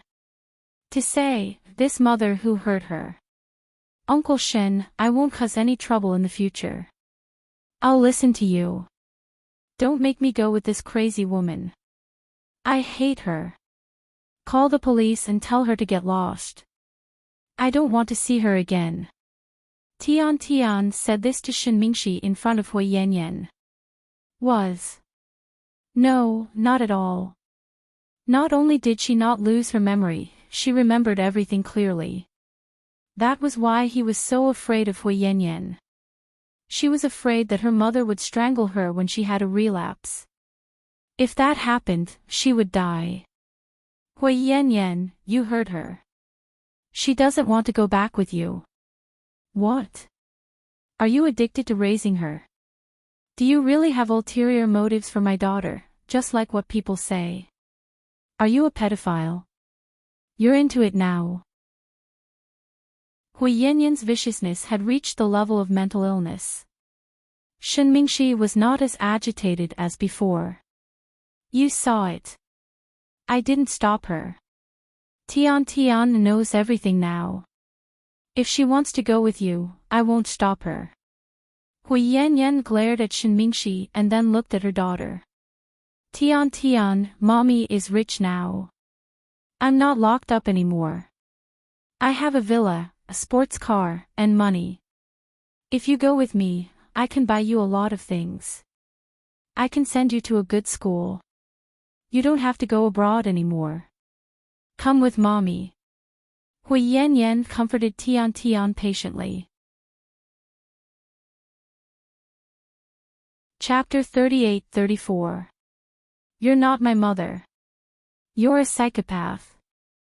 The child's words pierced Hui Yanyan's heart deeply. Shen Mingxi, is this how you educate my daughter? She's a child filled with hatred. How can you do this to me? Hui Yanyan roared with tears in her eyes. Even now, you're still pushing the blame onto others as if you're always right. I have nothing to say to you. You'd better take your men and leave now. Otherwise, when the police come, you'll be charged with trespassing. It's not a good feeling to be locked up. You, Hui Yanyan gnashed her teeth in hatred. Shen, you'd better watch out. Shen Luo unwarned. Before leaving, Hui Yanyan's burly tattooed man didn't forget to threaten Shen Mingxi. But he didn't care about that. Seeing Hui Yanyan leave with his men, Tian Tian walked out from behind him. Uncle Shen, I'm scared. Will she come to me again? I don't know. I don't want to see her again. Do you have any way to make her disappear? Tian Tian's words made Shen Mingxi's eyelids twitch. Why did her words sound so strange and creepy? Seeing Shen Mingxi's strange look, Tian Tian immediately corrected herself. No. I mean, Uncle Shen, can you find a way to send her abroad? I want to stay with you. Your mother is free now and I can't touch her. Besides, she has a complicated relationship and I don't want to get involved in it. Uncle Shen, please don't send me away, okay? I won't be angry with you anymore. I'll support your decision to marry Auntie Wei Ying. I'll treat her with all my heart. Maybe it was because of Hui Yanyan's visit that night, Tian Tian's attitude towards Shen Mingxi changed drastically. Maybe she was afraid that she would be sent back to that woman. I didn't say I'd send you away. In your current situation, it's not wise for you to go back. Uncle Shen, I love you. I won't be angry with you anymore. After saying that, Tian Tian hugged Shen Mingxi's leg. Her pitiful look was pitiful. Hui Yanyan left after making such a scene. She didn't come to harass him again. Shen Mingxi was quite surprised. Did she just let it go? It was only after that incident that he realized how vicious this woman was. Hua Min returned home at night as usual. It was just an understatement at the dinner table. From tomorrow onwards, I'll be unemployed. However, no one reacted because Qin Chu was still at work. Therefore, the in-laws and the two children continued to eat calmly. Everyone, please pay attention. I said, from tomorrow onwards, I'm unemployed. Hua Min made another formal announcement. Mommy, stop messing around, Little Bean mumbled as she ate. Hua Min didn't know whether to laugh or cry. I say, why don't you believe me? I'm really unemployed. I've been fired. Mommy, if you want to act like a spoiled child, wait for Daddy to come back. We're all hungry and we're still eating. We don't have time to comfort you, Little Bean said this time. Hua Min, oh my god, what was going on? Why didn't anyone care about such a big thing? Maybe it was because the dinner was too sumptuous, or maybe it was because everyone was too hungry. After a while, everyone finished their dinner like a whirlwind and went to do their own things. Her father-in-law watched the evening news regularly. Her mother-in-law went for a walk in the garden after dinner. Even though it was cold, she didn't slack off. Sometimes, she even took the initiative to help the gardener with the flowers in the greenhouse. Pudding liked to watch finance. She wore headphones and watched it on her tablet. Little Bean held a bowl of fruit after dinner. She played games and ate fruit. When Qin Chu came back, Hua Min was still sitting at the dinner table, looking dazed. Honey, why are you in a daze? Qin Chu sat down beside her. Chapter 38-35. Honey, I lost my job. So. I told everyone, but they ignored me. Huamin looked wronged. They thought you were joking. After all, how could the vice director lose his job? Qin Chu smiled and put his hand on Huamin's shoulder. But I was fired. I don't know if they'll give me my salary this month. Qin Chu, honey, you're the CEO of GK, a famous conglomerate in Asia. Don't be so useless, okay? So what if I'm rich? Rich people don't print their own money. Money doesn't grow on trees, don't worry. If the hospital doesn't give you your salary this month, I'll ask for it for you. Emichim, Huamin nodded heavily. You haven't eaten yet, right? I'm waiting for you. Huamin continued to act cute. The children were right. Mommy just wanted to act coquettishly for no reason tonight. Then hurry up and eat, or the food will get cold. Honey, let's go to Oaxian's ramen for dinner, okay? Huamin suddenly had an idea. Now? Qin Chu asked again. Emichim, she nodded. Okay, let's go. The car isn't in the garage yet. Qin Chu really spoiled his wife and listened to everything Huamin said. Seeing Qin Chu put his arm around Huamin's shoulder, the two of them walked out together. Little Bean pouted. I don't know why Mommy took Daddy out again. Is she trying to cheat Daddy of his money? Not necessarily. I think Mommy is getting more and more insecure because she's about to give birth to a little brother. Maybe she wants to make her presence known. After Qin Chu and Huamin drove out, the bodyguard's car automatically followed them. Qin Chu didn't mention the hospital, and neither did Huamin. She knew that her husband was getting more and more nervous and didn't want to talk about confidential matters anywhere except at home. Oaxian ramen restaurant, perhaps it was a Friday night, so it was very popular. Even though it was cold, there were still people lining up at the door. You two are here. The boss was very enthusiastic when he saw Qin Chu and Huamin. Yes. Wait a moment, that table is almost finished. It's fine. We'll wait. There's no rush. Huamin wasn't upset about being fired. Instead, he felt relaxed. Are you cold? Let's wait in the car. Qin Chu was afraid that Huamin would feel cold, so he didn't want to stand at the door. After all, the wind was a bit strong here. Huamin shook his head and smiled as he reached out his hands to cover Qin Chu's ears. Hubby, is my body temperature very high? Is it warm? Yes. Mr. Qin was still a man of few words.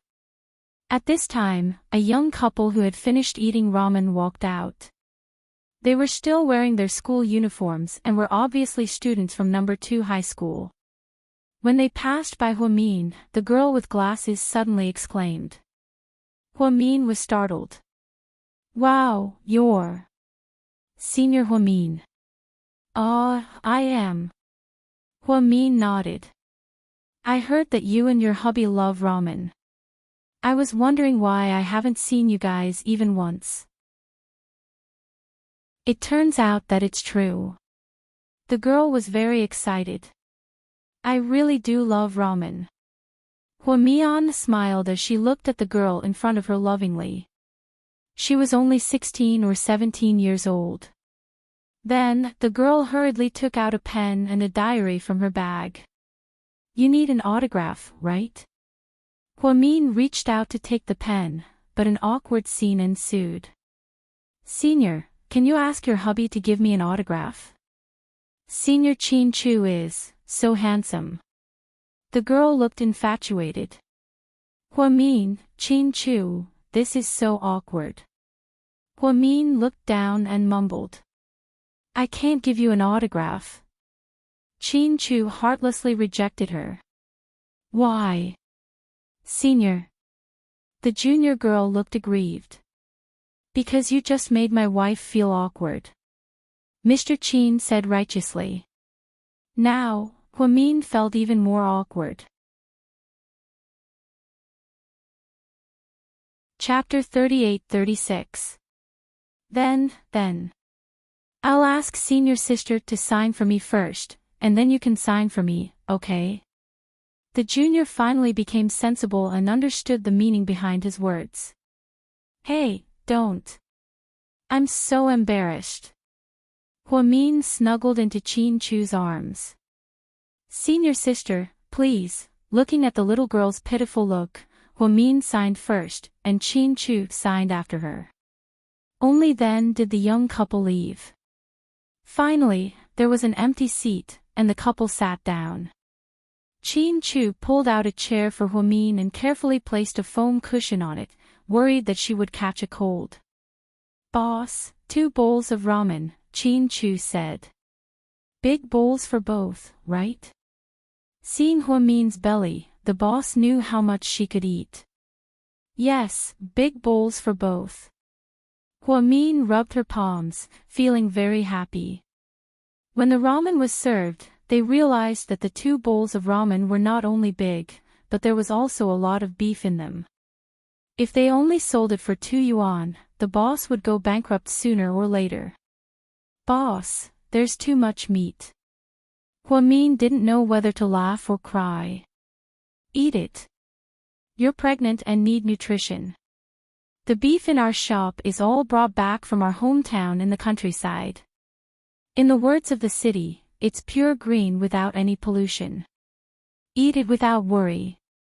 Thank you, boss. Huamin felt warm in her heart. On this night, she and Qin Chu ate ramen from a roadside stall and looked at the night view of Second High. At this moment, she felt very satisfied. On the other side, Imperial Star also became nervous. The judges of Dance Allure were the top dance teachers, directors, and producers in the country.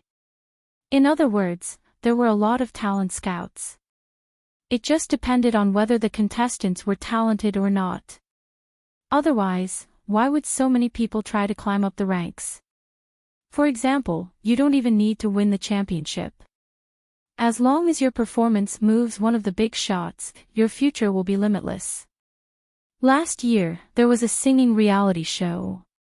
There was a contestant whose voice was very recognizable. Although she didn't win the competition, she was now even more popular than the champion. After the show ended, she collaborated with a famous singer to release a single. Then, she was a special guest at a certain singer's concert and became extremely popular. Therefore, everyone was nervous that Han Yueyao would participate in the reality show on behalf of Imperial Star. The last day before the competition, instead of dancing as usual, she wandered around the company with nothing to do the whole day. They even went to the staff cafeteria for lunch. Perhaps because of the scandal between her and Su Yu, many people took the initiative to curry favor with her. There were people who knew her and people who didn't. Instantly, she became a celebrity. Yao Yao, you have to do your best tomorrow. That's right. We're all waiting in front of the TV to watch the live broadcast. Some female employees who were not very familiar with him were very enthusiastic. Han Yueyao nodded with a smile and thanked him. After she sat down, Su Xiaoxiao said in disdain, "These people are so snobbish. You used to do odd jobs in the performance department. Why didn't you see them so enthusiastic?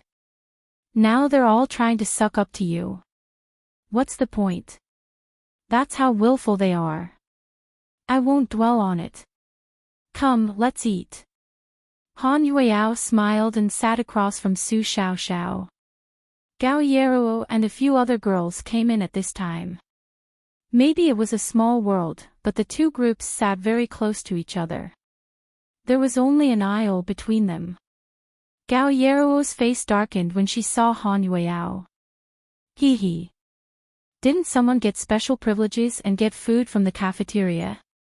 Why is she eating here? How strange. Gao Yeruo never missed a chance to mock Han Yueyao. Chapter 38-37. Han Yueyao looked up and chuckled. Money can't buy me anything. If I want to come, I'll come. If I don't want to come, someone will bring me food. What? Are you jealous? Jealous? What a joke. I can eat anything I want. Why should I be jealous of you?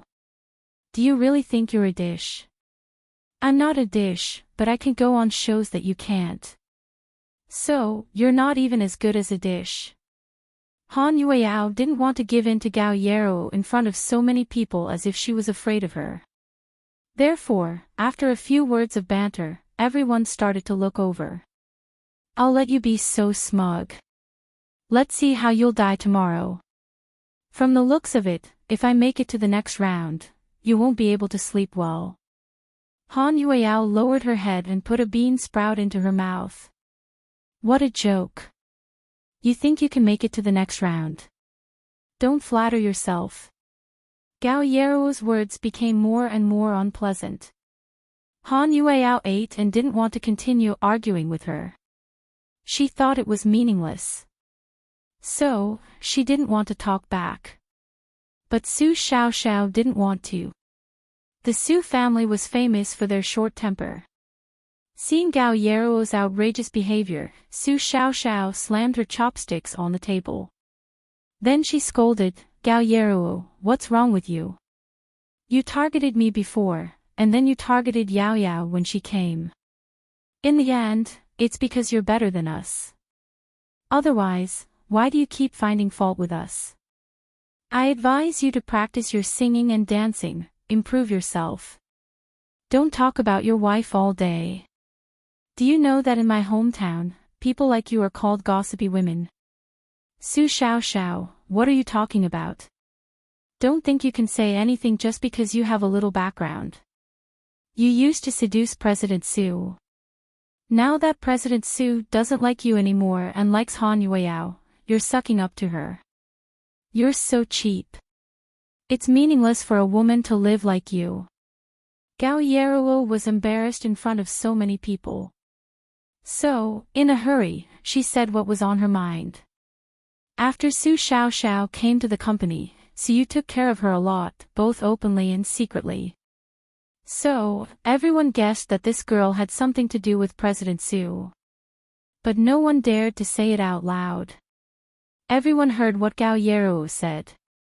Hearing this, Su Xiaoxiao's face turned livid and she stood up. Gao Yeruo, I want to tear your stupid mouth apart. What? I exposed your secret. Are you embarrassed? Do you want to fight? Gao Yeruo was still trying to act innocent.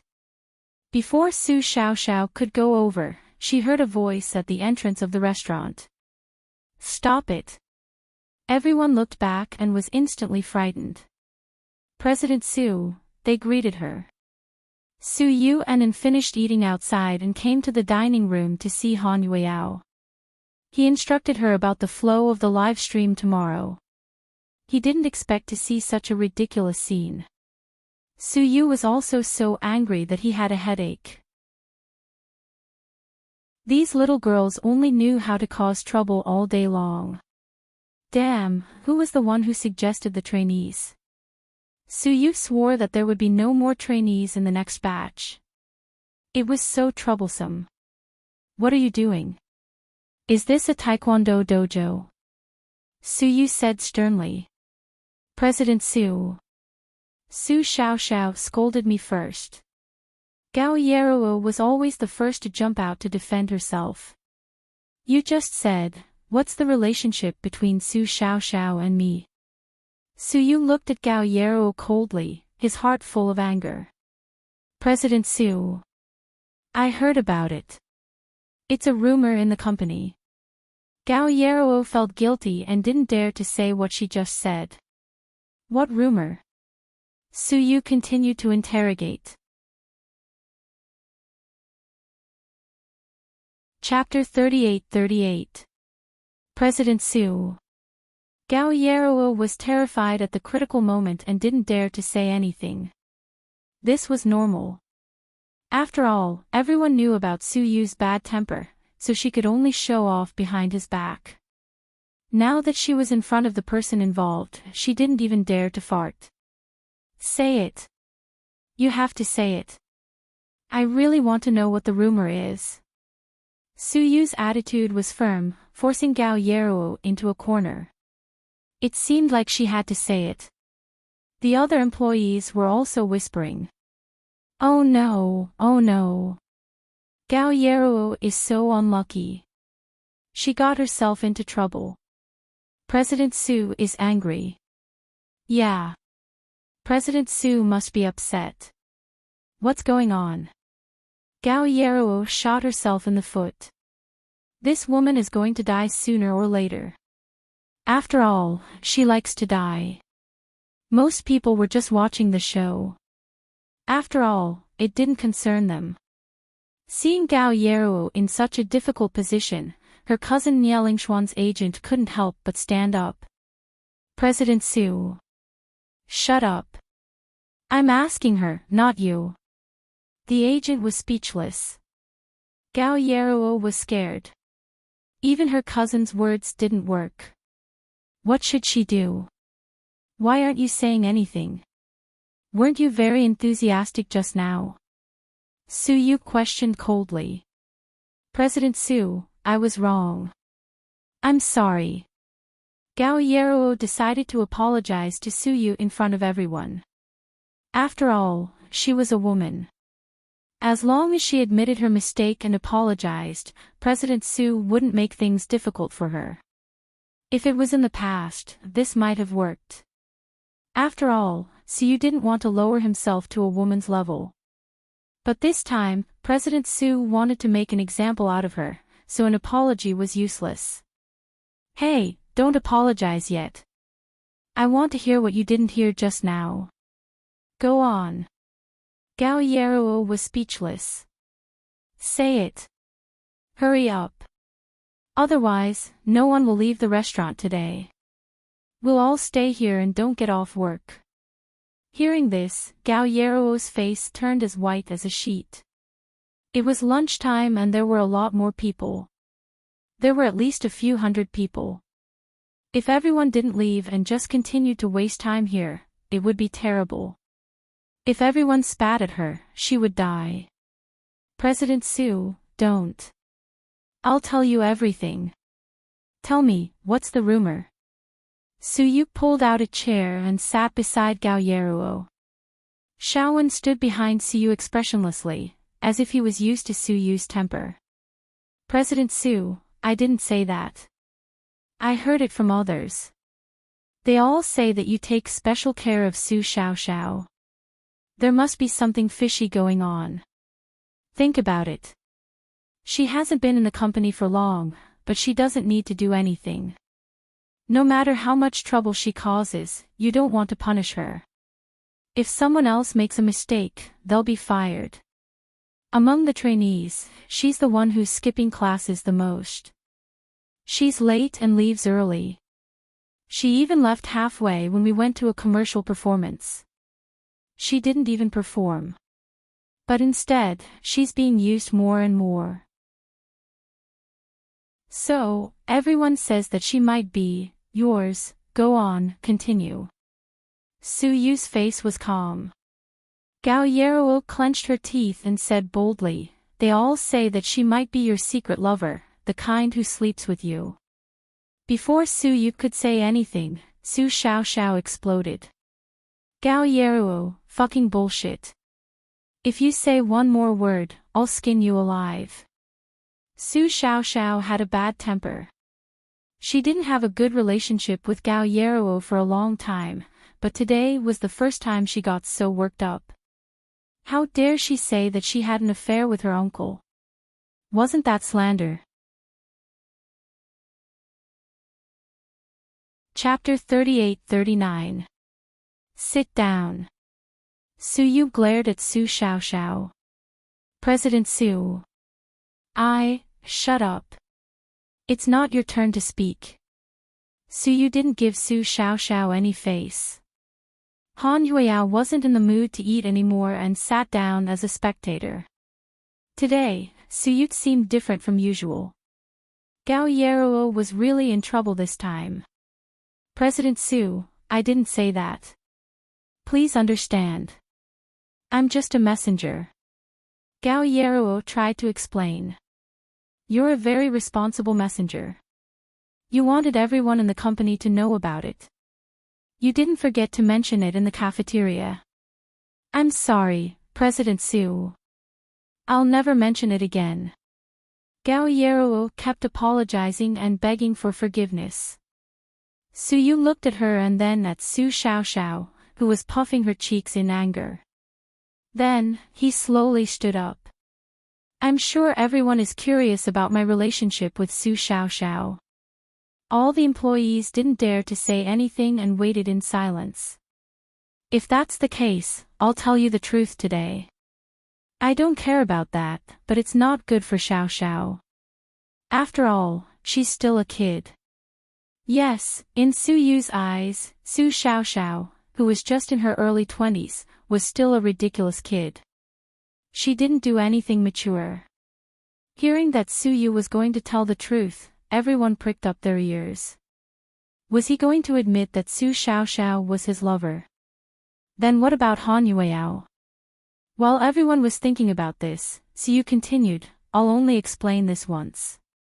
If you hear such ridiculous rumors again, you'll be fired immediately. Imperial Star will never hire you. Su Xiaoxiao. She's Su Yu's niece. Her father is my cousin. We're both members of the Su family. It's that simple. Su Yu's words caused an uproar in the room. So they were his niece and uncle. Now it finally made sense why Su Xiaoxiao, the little devil, could do whatever she wanted in Imperial Star. So she was a member of the royal family, huh? My niece. Gao Yeruo couldn't believe it either. Maybe it was because of first impressions. She always felt that there was something dirty between Su Xiaoxiao and Su Yu, so she was really surprised when she heard the plot twist. Oh my god, so it's the young lady of the Su family.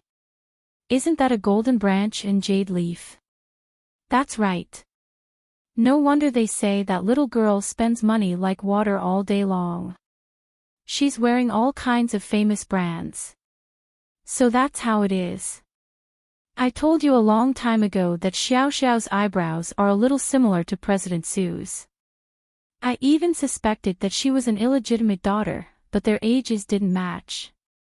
I didn't expect this to be their relationship. Oh my god, this is so explosive. So she came to the company to play. Fortunately, we didn't offend her. She is a princess. The colleagues were all in a mess. Suddenly, there were all kinds of things being said. Did you hear me clearly this time? Su Yu glared at Gao Yeruo. I heard you clearly. Okay, that's good. From now on, you don't have to be the team leader. I think you're still immature and can't take on the responsibility of a team leader. Because of your cousin, I won't fire you. But if you keep doing this in the future, even God won't forgive you. Thank you, President Su. Although she was fired as the team leader, she was lucky that she wasn't kicked out of Imperial Star. Gao Yeruo knew that. Idiot, this is what you get for talking so much. Is this fun? Is this exciting? Are you surprised? Su Xiaoxiao looked at Gao Yeruo and asked with a faint smile. Chapter 3840.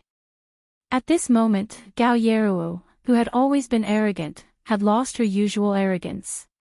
She couldn't be arrogant anymore. Even the onlookers felt relieved. Hee, I used to think Gao Yeruo's family was rich, so she had princess syndrome. I didn't expect Xiaoxiao to be the real princess. What a slap in the face.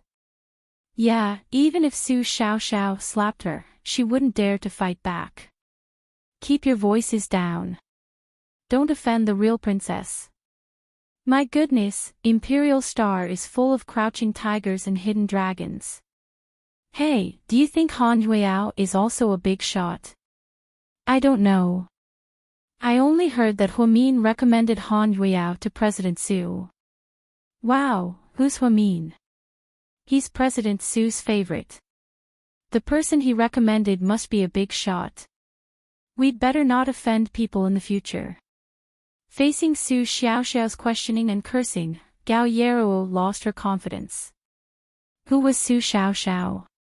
Now that her identity was public, she could do whatever she wanted. But Han Yueyao knew Xiaoxiao wouldn't do that. After all, she wasn't Gao Yeruo. A few minutes after Siyu left, Han Yueyao received a WeChat message. Come to my office. Why? Don't worry. You're so ugly. I won't sleep with you. Su Yu was speechless. Han Yueyao didn't know whether to laugh or cry. She said goodbye to Xiaoxiao and left the restaurant. She took the elevator to the president's office on the top floor. When she got to the door, and was already waiting there. Go in. President Su is waiting for you. President Su doesn't seem to be in a good mood today. Will he scold me? Han Yueyao was worried. Don't worry. He won't. Go in. President Su isn't the type to vent his anger on others. Han Yueyao was still uneasy, so she walked in cautiously. Come here. Su Yu beckoned her with his finger. Han Yueyao walked over anxiously. President Su. Sit. Okay. Why are you so nervous? I can't eat you. I don't taste good either, Han Yueyao retorted. Girl, you really don't want to lose out at all. If I say one sentence, you can always respond with 10 sentences. President Su, please get to the point. I'm scared. So there are times when you're scared. Let me ask you, are you nervous about going to the live broadcast tomorrow? I'm not nervous. Su Yu, can you be more serious? How can I not be nervous?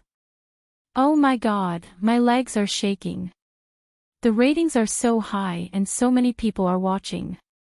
If I say something wrong or do something wrong, wouldn't I be embarrassed all the way to my grandmother's house? Under Su Yu's coercion, she finally told him the truth. That's why I called you here. Don't be nervous. I actually wanted to say that even if you were eliminated in the first round, I wouldn't scold you. I'll definitely try my best, but if I really get eliminated in the first round, it's useless even if you scold me. I originally wanted to comfort you, but why do I feel like you're comforting me now? So you didn't know whether to laugh or cry. Han Yueyao scratched her head with a smile, looking naughty. I won't go to the live broadcast tomorrow, nor will I watch it, okay? If you watch it, I'll be more nervous. It's best if you don't watch it. Han Yueyao nodded in satisfaction. Just do your best. Don't feel too much pressure. Don't feel inferior because you're not popular. Don't be afraid of those celebrities. But you must respect your seniors. Okay. Han Yueyao felt Su Yu was more formal today, so she kept his words in mind. I don't have anything else to tell you. Take an agent and an assistant with you. If anything happens, they'll talk to me immediately. Okay. Okay. If there's nothing else, you can leave now. President Su, I have one more thing to say. Go ahead. Su Yu looked up at Han Yueyao. Chapter 38-41. I want to treat you to a meal. Treat me to a meal. Su Yu frowned slightly. Yeah. Now? No, after you get off work, in the evening. Just the two of us. Su Yu was puzzled. No, and Sister Mian. You invited Mian. Yes. Han Yueyao, what are you doing? I just think it's not easy for me to get to where I am now. Sister Mian is the person who recommended me to Imperial Star, and President Su, you're the person who gave me a precious opportunity at Imperial Star, so I want to thank you. There are plenty of opportunities to thank you.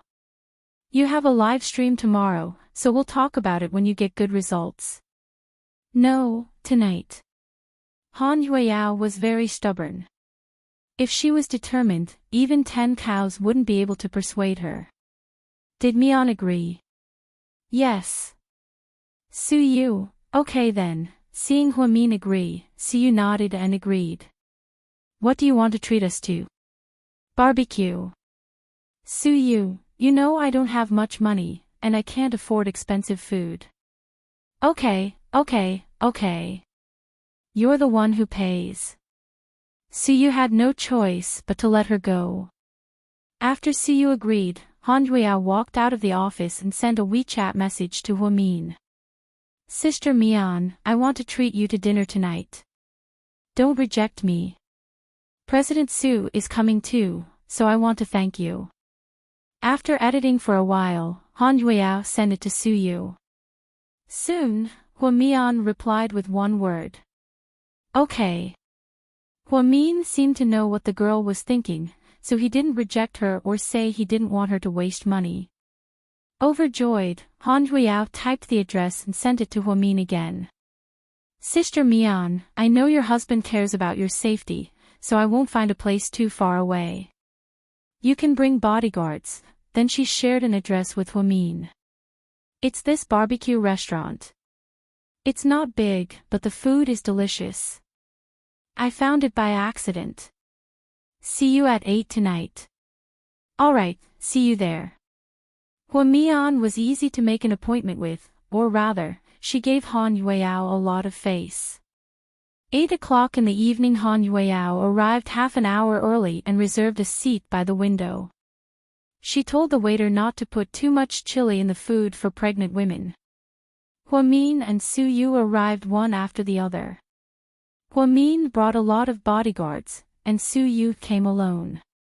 And was nowhere to be seen. Come and sit here. Han Yueyao was happy to see them. He waved at them excitedly like a child. Mian, you were fired. When the two of them walked over, Su Yu couldn't help but ask. Buddy. You hurt my feelings. Huamin didn't know whether to laugh or cry. Young Master Su, why do you have to bring it up? I was just fired and I'm still feeling down. You poured cold water on me at the right time. Huamin was joking. I heard it from my mom. I was shocked. What happened? Why were you and President Wu both fired? Before Huamin could speak, Su Yu added, did you and old Wu get caught for corruption? Come on. My family is rich. I'm still a little short. Corruption. How can you say something like that? Why don't you say that we're not doing the right thing? Huamin was speechless. He knew that Lord Su was always full of nonsense, so his reason was quite ridiculous. To be honest, tell me what happened. I'll help you. If it doesn't work, I'll help you tear down South Side. Fuck. What the fuck are the higher-ups? What are they? The more Su Yu spoke, the angrier he got. He wanted to go and settle the score with those people immediately. Chapter 38-42. Lord Su, calm down. We're here to cheer for Yao Yao. Let's not talk about annoying things. Huamin was in a good mood and changed the topic with a smile. Then he and Su Yu sat down. Sister Mian, I asked the doctor and he said it's okay for a pregnant woman to eat barbecue occasionally. I also told the owner not to put too much spice. Don't worry, this place is very clean.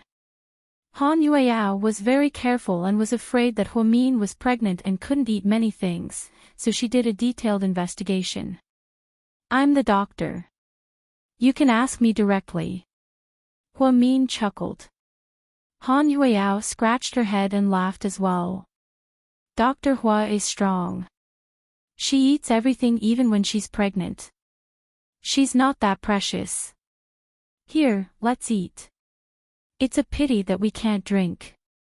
Suyu opened a bottle of beer and filled it to the brim. It's okay, President Su. I'll drink with you. Han Yueyao picked up her beer and was about to open it when Huamin stopped her. You don't have to. The live stream starts tomorrow. If you drink too much, you'll be late. Drink some hot water with me. Okay. Han Yueyao was in a good mood.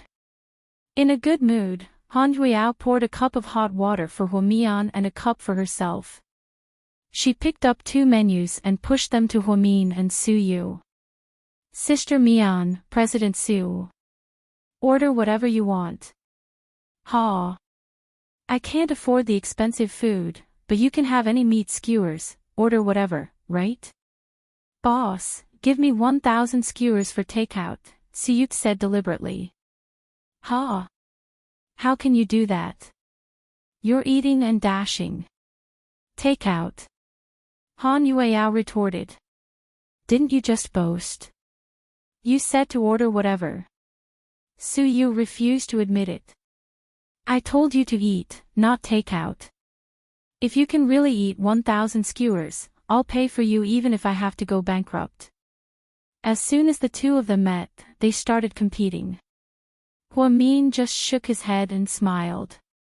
Then, he quietly ordered what he liked to eat. I want 10 beef skewers, 1 pepper skewer, 1 toast skewer. Oh, yes, 2 fish balls, and 1 sausage. After that, Huamin put down the menu. Sister Mian, why are you eating so little? I'm eating a lot now. I don't dare to eat too much at once. I'm afraid my stomach will feel uncomfortable. Now that the baby is getting bigger, I feel like my organs are going to shift, so I don't dare to eat too much. When I get home at night, if I'm hungry, there's supper at home. Emichim, that's good. President Su, it's your turn. I'll eat whatever you guys order. I'm not picky. She urged Su Yu. Su Yu hadn't had barbecue for a long time and was quite interested in it. Indeed, he did not hesitate to order a lot of food.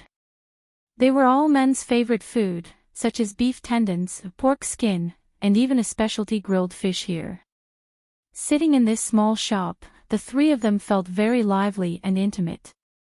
The 3 of them didn't talk about tomorrow's competition. Huamin was afraid that Han Yueyao would be more nervous if she talked about it, so they chatted casually. Su Yu was smart.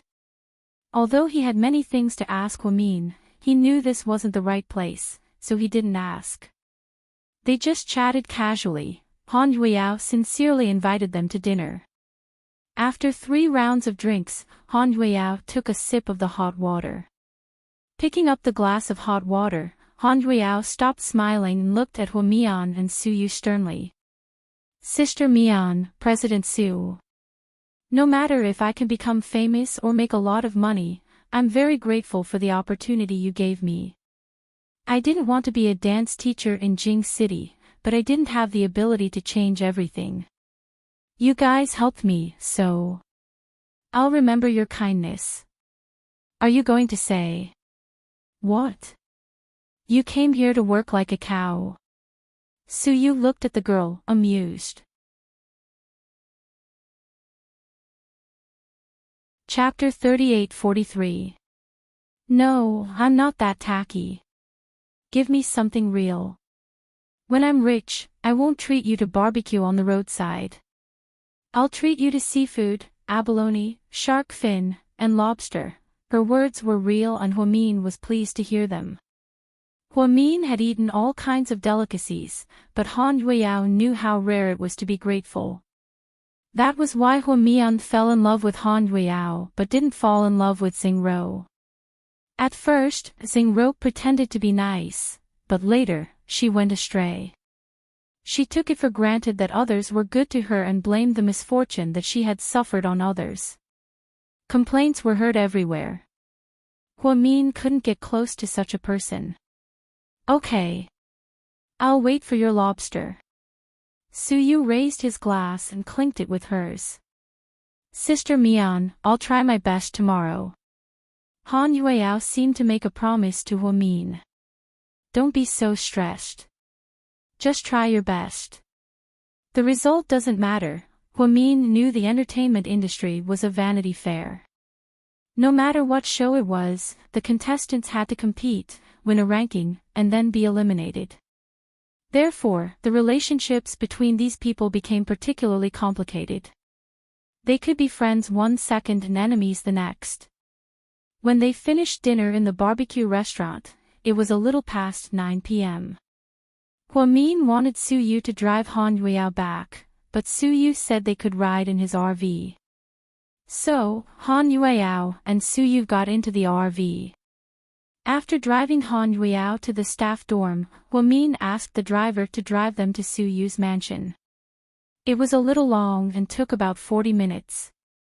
On the way, Suyu finally talked to Huamin about some confidential topics. Mian, I actually have a lot of questions for you, but there are too many. I'll just ask them one by one. Okay. Huamin seemed to have guessed Suyu's intentions and did not refuse. There's something fishy about Xing Ro's disappearance. You were fired from South Side because of this, right? Yeah, Secretary Xing came by. Even though he didn't say anything, I could tell that he wasn't happy with me. President Wu was really wronged. He didn't care about South Side for a long time, but he was still implicated. That's why we're being interrogated. Do you know where Xing Ro is? Qin Chu and Gao Ran have been investigating, haven't they? Yes, we've been investigating, but there's no news. We don't know if Xing Ro is dead or alive. She's in a bad situation. Okay, let's not talk about him for now. Second question. You knew there was something behind the car accident, didn't you? Yes, Huamin admitted generously. Silly. Why didn't you tell me? You were recuperating at the time, so I didn't tell you because I didn't want you to be in a bad mood. I thought I'd help you get rid of him after the investigation. But you didn't expect that we couldn't find him, right? Suyu smiled. Yeah. You missed it for a long time, didn't you? Huamin knew Suyu wouldn't be careless. And I have been investigating, but it's strange. The man seemed to have disappeared and we couldn't find any trace of him. The more he disappeared, the more it proves that he's very powerful. Suyu, you've offended many people over the years, and we can't investigate your enemies one by one. But you must remember that your car accident wasn't an accident. You almost died. So, from now on, you must be careful. After all, your enemies are in the dark while you're in the light. This was the first time Huamin warned Suyu seriously, telling him to be more careful. Mian, are you worried about me? Suyu didn't know why he asked this question out of the blue.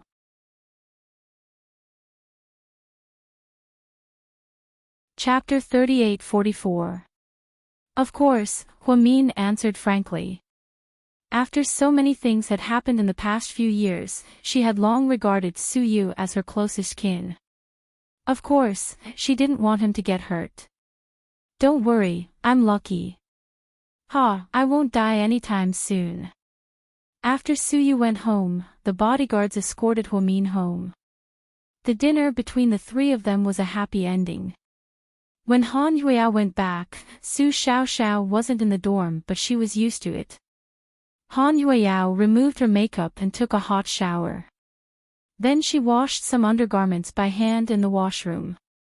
Su Xiaoxiao bought a lot of beer and spicy duck and went to Lin Hang's repair shop. After torturing Gao Yeruo today, she felt very good. But strangely, Lin Hang's attitude toward her was neither warm nor cold. He didn't even show the enthusiasm when he saw Han Yueyao. Big brother Lin, don't be busy. Just have a drink with me. I'm in a good mood today. I still have work to do. You can drink by yourself. Lin Hang was in a mechanic's uniform. He was modifying a race car. It looked like a big project. Yao will be on the reality show tomorrow. Do you want to go with me to watch it live? Hearing Han Yueyao's name, Lin Hang paused with the wrench in his hand. Then he said, I don't have time tomorrow. I'm busy. Humph. Okay, I'll go by myself. Our company has internal tickets. I'm going to ask my uncle for a day off to cheer for Yao. Lin Hang didn't answer. It was past 10 p.m. and Su Xiaoxiao was a bit sleepy. Big brother Lin, I'll go now. Okay. If you want me to stay here, I'll think about it. Su Xiaoxiao moved closer to Lin Hang naughtily and said behind him. Xiaoxiao, don't be naughty. Go back and rest. Lin Hang didn't like Su Xiaoxiao and didn't care about her family background, but he never wanted to take advantage of her, so he didn't do anything intimate with her. Su Xiaoxiao, on the other hand, always teased Lin Hang from time to time. Su Xiaoxiao went out and hailed a taxi. She was going to go back to the dorm. But she received a message from Gao Yeruo. Xiaoxiao, I want to see you. There's no need. I have something to tell you. If you want to apologize, then forget it. It's too late. What the fuck were you doing earlier? Now that my uncle has announced that he's with me, don't you feel disgusted that you're playing this game? Su Xiaoxiao thought that Gao Ye wanted to apologize because she knew who she was. Therefore, he did not intend to continue to pay attention to this jealous woman. It's not about that. What I want to talk to you about is about the man you like. Question mark. Su Xiaoxiao was confused. She didn't know what Gao Yeruo was up to. I'll wait for you at Shangdao Coffee on Onqing Road. Let's talk when we meet. Gao Yeruo's mysterious tone made Su Xiaoxiao curious. After thinking about it for a while, she couldn't resist her curiosity and asked the taxi driver to take her to a cafe. When she walked in, Su Xiaoxiao saw Gao Yeruo. She was dressed like a socialite, wearing a light-colored Burberry windbreaker. He had to admit that this woman's temperament was not bad. This time, she didn't bring those underlings but came by herself. It seemed that she really wanted to talk to Su Xiaoxiao alone. Say it. What do you want? My time is precious. Su Xiaoxiao sat down across from her and said impatiently. Xiaoxiao, look at these first. Gao Yeruo took out a stack of photos and placed them on the table. Chapter 38-45. What are these? Su Xiaoxiao wasn't in a hurry to pick up the photos. She knew they weren't anything good. You'll know when you see them. Ha!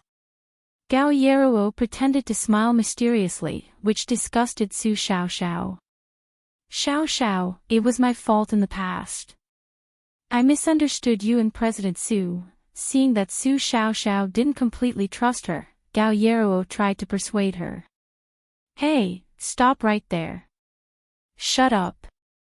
The last thing Su Xiaoxiao wanted to hear was an apology from her. She didn't care. Now that she knew how to apologize, Su Xiaoxiao didn't buy it. We're both actors. Why are you trying to trick me? I'm not here today to give you a chance to apologize. Let me tell you, even if you kneel down and kowtow to me, I won't forgive you for what you've done. After all, Su Xiaoxiao, have never been a generous person. I really hate you. If it weren't for your bullshit cousin, my uncle, President Su, would have kicked you out long ago. So you'd better behave yourself and don't play any tricks. Before Gao Yeruo could speak, Su Xiaoxiao scolded her. But Gao Yarou wasn't angry. She came prepared today. All right then. Xiao Xiao, you have a fiery personality and a straightforward temper. I've always known that, so I'm not angry at you for saying this. Anyway, I'm not here today to apologize to you. Take a look at these photos first. You'll be interested. Gao Yarou looked down at the photos on the table and smiled. Because the first photo was secretly taken of Lin Hang, and it was a photo of Lin Hang alone. Su Xiaoxiao thought Gao Yarou knew she liked Lin Hang, so she used it to threaten her. She wasn't afraid at all. After all, not even her father could stop her from falling in love at such a young age, let alone Su Yu. Liking Lin Hang was nothing to be ashamed of. She wasn't afraid to admit it. Thinking of this, Su Xiaoxiao slowly picked up the photos and looked at them one by one.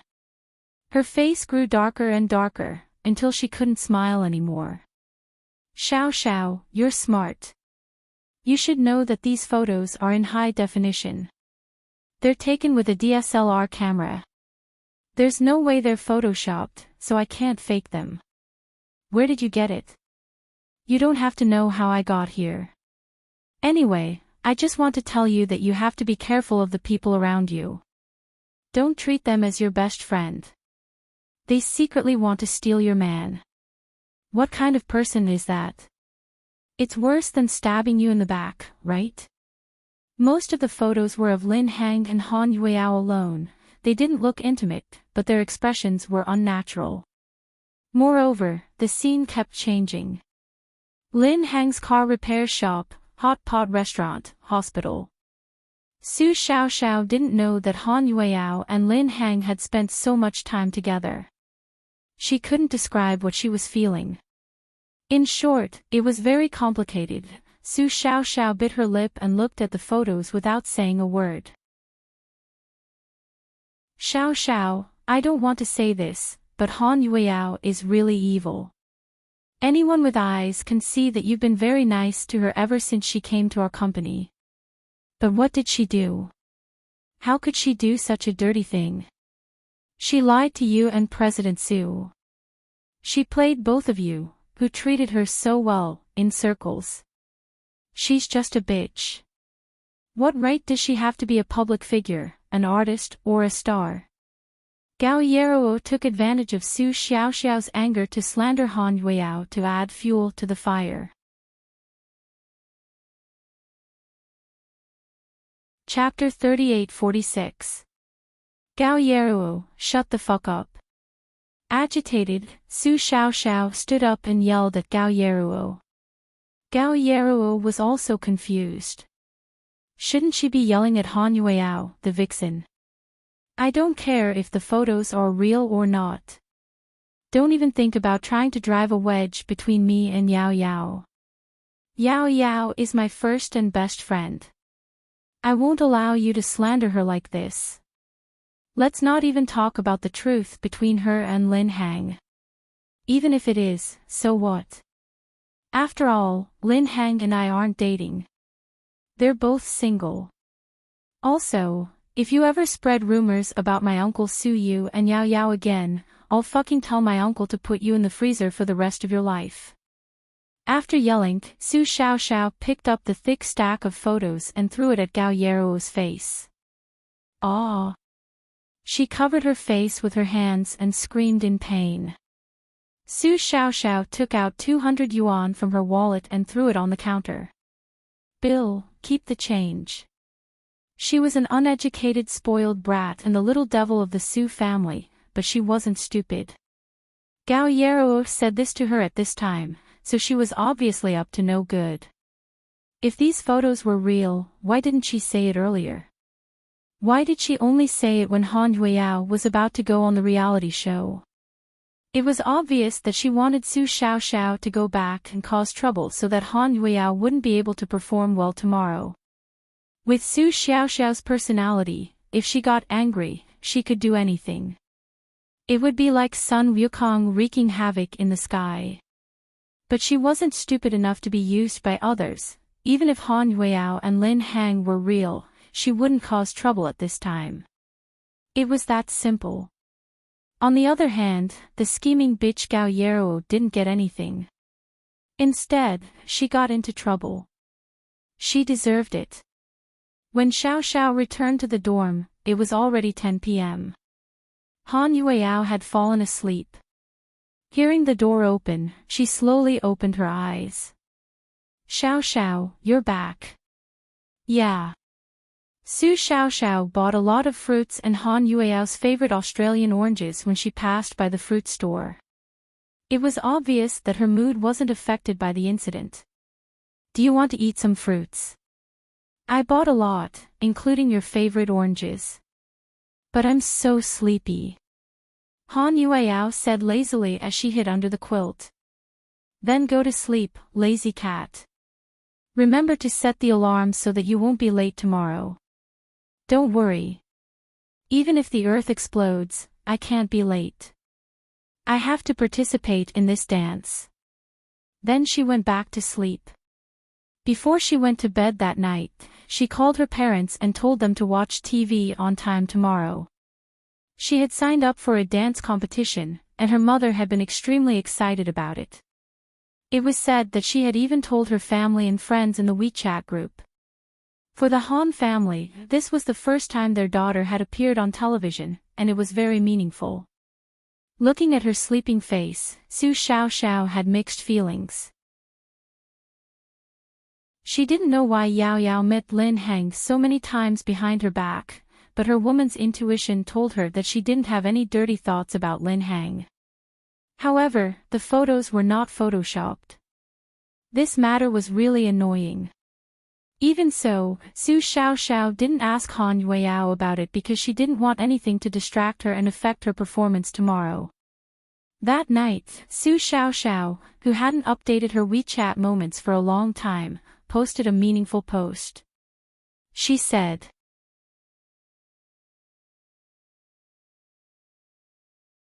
Chapter 38-47. A good friend might not always send you charcoal in the snow, but he would never ruin your future at a critical juncture. Su Yu even gave her a like. Maybe he thought the little girl was posting something positive. The next morning, Han Yueyao left early in the morning and went to the provincial capital with her temporary agent. Dance Allure was held in the provincial capital. The show started at noon and it was said that more than 6 million people followed it on the internet. Therefore, this show was a hit before it even started airing. On the first day of the show, someone did a survey on the trending topics on Weibo. Other than Han Yueyao, a newcomer recommended by Imperial Star, the other big stars of Dance Allure were all popular idols. That was why there were such comments in the comments section. Han Yueyao has a strong background. She looks like a vase and won't be popular. It's said that she's Su Yu's bed guest, he loves her a lot. That's not right. I heard she's Dr. Hu's cousin. No. I heard she's the daughter of a governor. The secretary of the neighboring province has the surname Han and his daughter is born in the 90s. But I heard someone refuted the rumor that this woman is from a dance class and can dance well. Don't underestimate her. Nowadays, no one cares about real skills in variety shows. Everyone cares about the face. As long as you're good-looking and popular, you'll win if you stand there. Otherwise, no one will pay attention to you even if you dance like an artist. To be honest, Han Yueyao felt bad when she first saw these comments. After all, the words of these passers-by were obviously rumors, and they were all slandering her. If it were in the past, she would have made up a small excuse to fight back. However, she wouldn't do that now. If someone found out, it would be a disgrace to Imperial Star and President Su. Su Yu had given her a chance and she didn't want to be a nobody who couldn't afford it. Yao, don't be nervous. Her agent was a nice person and kept comforting her. I'm fine. What's your goal? The manager's sister asked casually. Me? I think I'll be fine as long as I don't get eliminated today. Her agent, your goal is really low. The agent was speechless. At this moment, her assistant handed her 2 bottles of water, one for Han Yueyao and the other for her agent. Don't worry, I don't think Yao Yao will be eliminated in the first round. This time, there are a total of 14 celebrities, divided into 7 groups. According to the rules, only one group will be selected today. Strictly speaking, it's not considered elimination. It's a competition with the next group to be selected before the final decision is made, the assistant explained. But I don't even know who I'll be in the same group with. What if my aura doesn't match and we both make mistakes? Han Yueyao's confidence grew. Then, when you draw lots, try your best to pick a popular young actor. If you're popular, even if you're not liked, the fans' votes will save you. The manager was quick-witted. Ha, how lucky is that? Forget it, I won't think about it anymore. She said she wouldn't be nervous, but the closer she got to the TV station, the more nervous she became. Even though she kept taking deep breaths, she still felt her heart start to race. To ease her nerves, Han Yueyao took out her cell phone and quickly posted on her WeChat moments. Jade Emperor, Queen Mother, Grandpa Taisheng Lao Jun, as the name of Lu Ming, will bless me so that I don't get eliminated today. Ba. In the conference room, Siyu was listening to the marketing department's report. When he saw the WeChat moments on his cell phone, he almost choked. Then, he immediately replied with 4 words.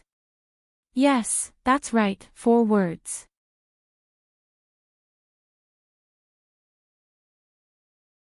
Chapter 38-48.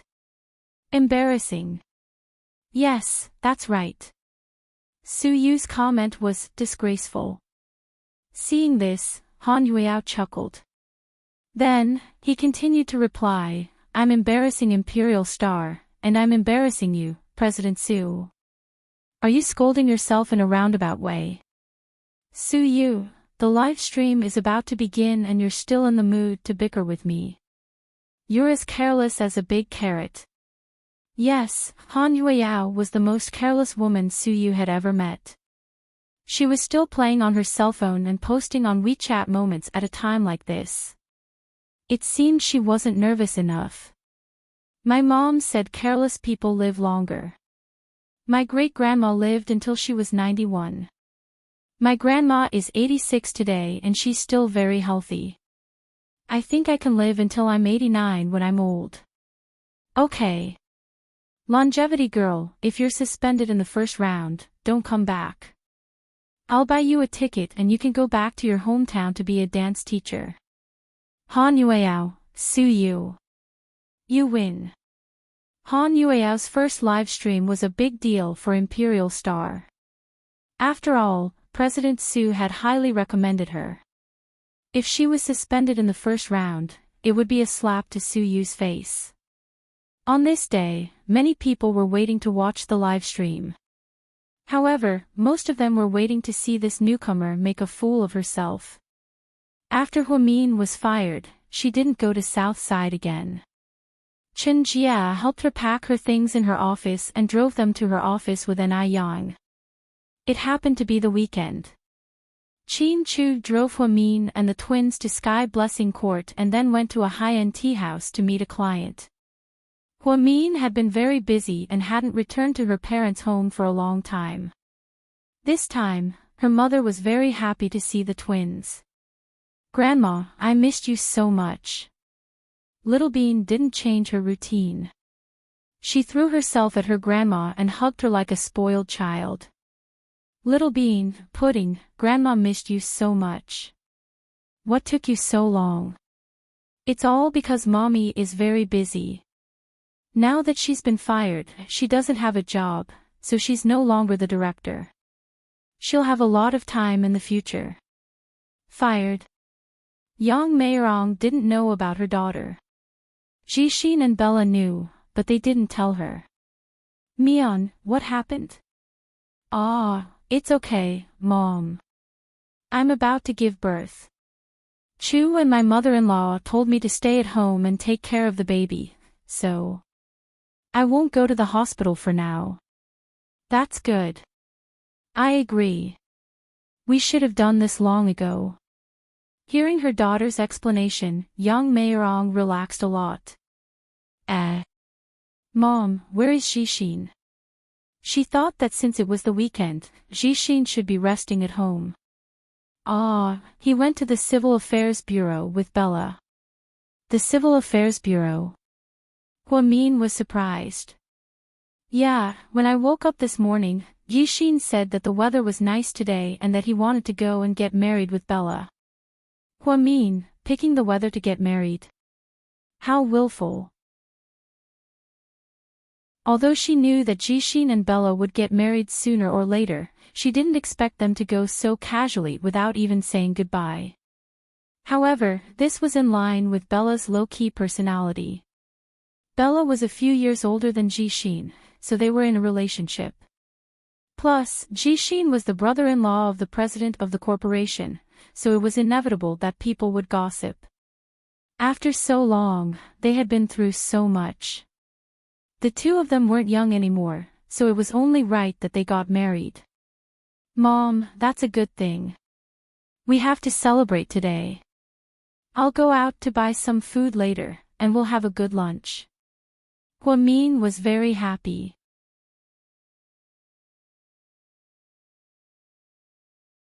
Chapter 38-49. Look at you. How can I ask you to go out and buy groceries? Just tell me what you want to eat. Call Jishin and ask him to buy it from the supermarket when he comes back. Ever since Huamin got pregnant, her mother had been very biased. She treated her son as a gift and her daughter as her own. Grandma, I want donuts. I want chocolate and original. Grandma, I want pineapple juice. One wanted donuts, and the other wanted juice. Okay. Grandma will buy you two little devils anything you want to eat. Young Mayorong looked at her two cute granddaughters and felt her heart melt. Mom, it's cold. Let's eat hot pot. Huamin looked at his mother's back. Her white hair was very clear. He couldn't bear it. His mother was old and didn't want her to work so hard for a meal. With her temper, she wouldn't allow Huamin to help in the kitchen. Therefore, Huamin finally chose to eat hot pot. It was more convenient. Okay, as long as you like it. I'll call Jishin. Young Mayorong was very happy. She sat on the sofa and picked up the landline to call her son. At this moment, Jishin and Bella were waiting in line at the Civil Affairs Bureau. Both of them were wearing black shirts. They looked very spirited and good-looking in the red background. Congratulations, you two are legally married from now on. Take care of each other, love each other, and live a good life. The auntie at the Civil Affairs Bureau was very kind and tirelessly explained to every couple who got their marriage certificate. Looking at the two red marriage certificates, Jishin and Bella's faces were filled with happy smiles. The company isn't busy recently. I'll apply with my brother-in-law in the next few days and approve our leave. Let's go on our honeymoon. Is that okay? Let's go together. Bella was still a little worried. Don't worry. Didn't my sister get fired? She has nothing to do at home. If she's too busy with the company, she'll still be there. Sister Mian is about to give birth. Let's wait until she gives birth. Who knows when? Just listen to me. I'll apply for leave. You choose a place for our honeymoon. Jishin held Bella's hand tightly. Yes. Bella graduated from a prestigious school and was hired by GK because of her excellent resume. She went from being a basic employee to being a director. It wasn't easy at all. Huamin and Chin Chu had always treated Jishin and Bella well. Their wedding house, which was more than 200 square meters, was renovated, and their cars were all gifts from them. It could be said that he wouldn't have to worry about food and clothing for the rest of his life. When he came out, Jishin received a call from his mother telling him to buy groceries. Bella, on the other hand, took a picture of the marriage certificate and posted it on her WeChat moments to show off her happiness. Just then, Jishin abruptly hung up the phone before his mother could finish her sentence. Suddenly, he rushed to the other side of the road. She was almost hit by a passing car. Jishin! Bella screamed, scared out of her wits. After Jishin ran over, he frantically looked for something with a complicated expression on his face. On the way back, Bella noticed that he was distracted. Jishin, what's wrong? You look like you were possessed just now. Oh, nothing. I think I saw an old friend, Jishin explained as he drove. Seeing that he was fine, Bella didn't ask any more questions. At Sky Blessing Court, after the two came back from grocery shopping, Bella followed her mother-in-law into the kitchen to wash the vegetables and fruits. The two kids were watching TV in the living room. Jishin quietly pulled Hwamin to the study on the first floor. Sis, why are you being so secretive? Hwamin looked at Jishin in confusion. Sis, guess who I saw today?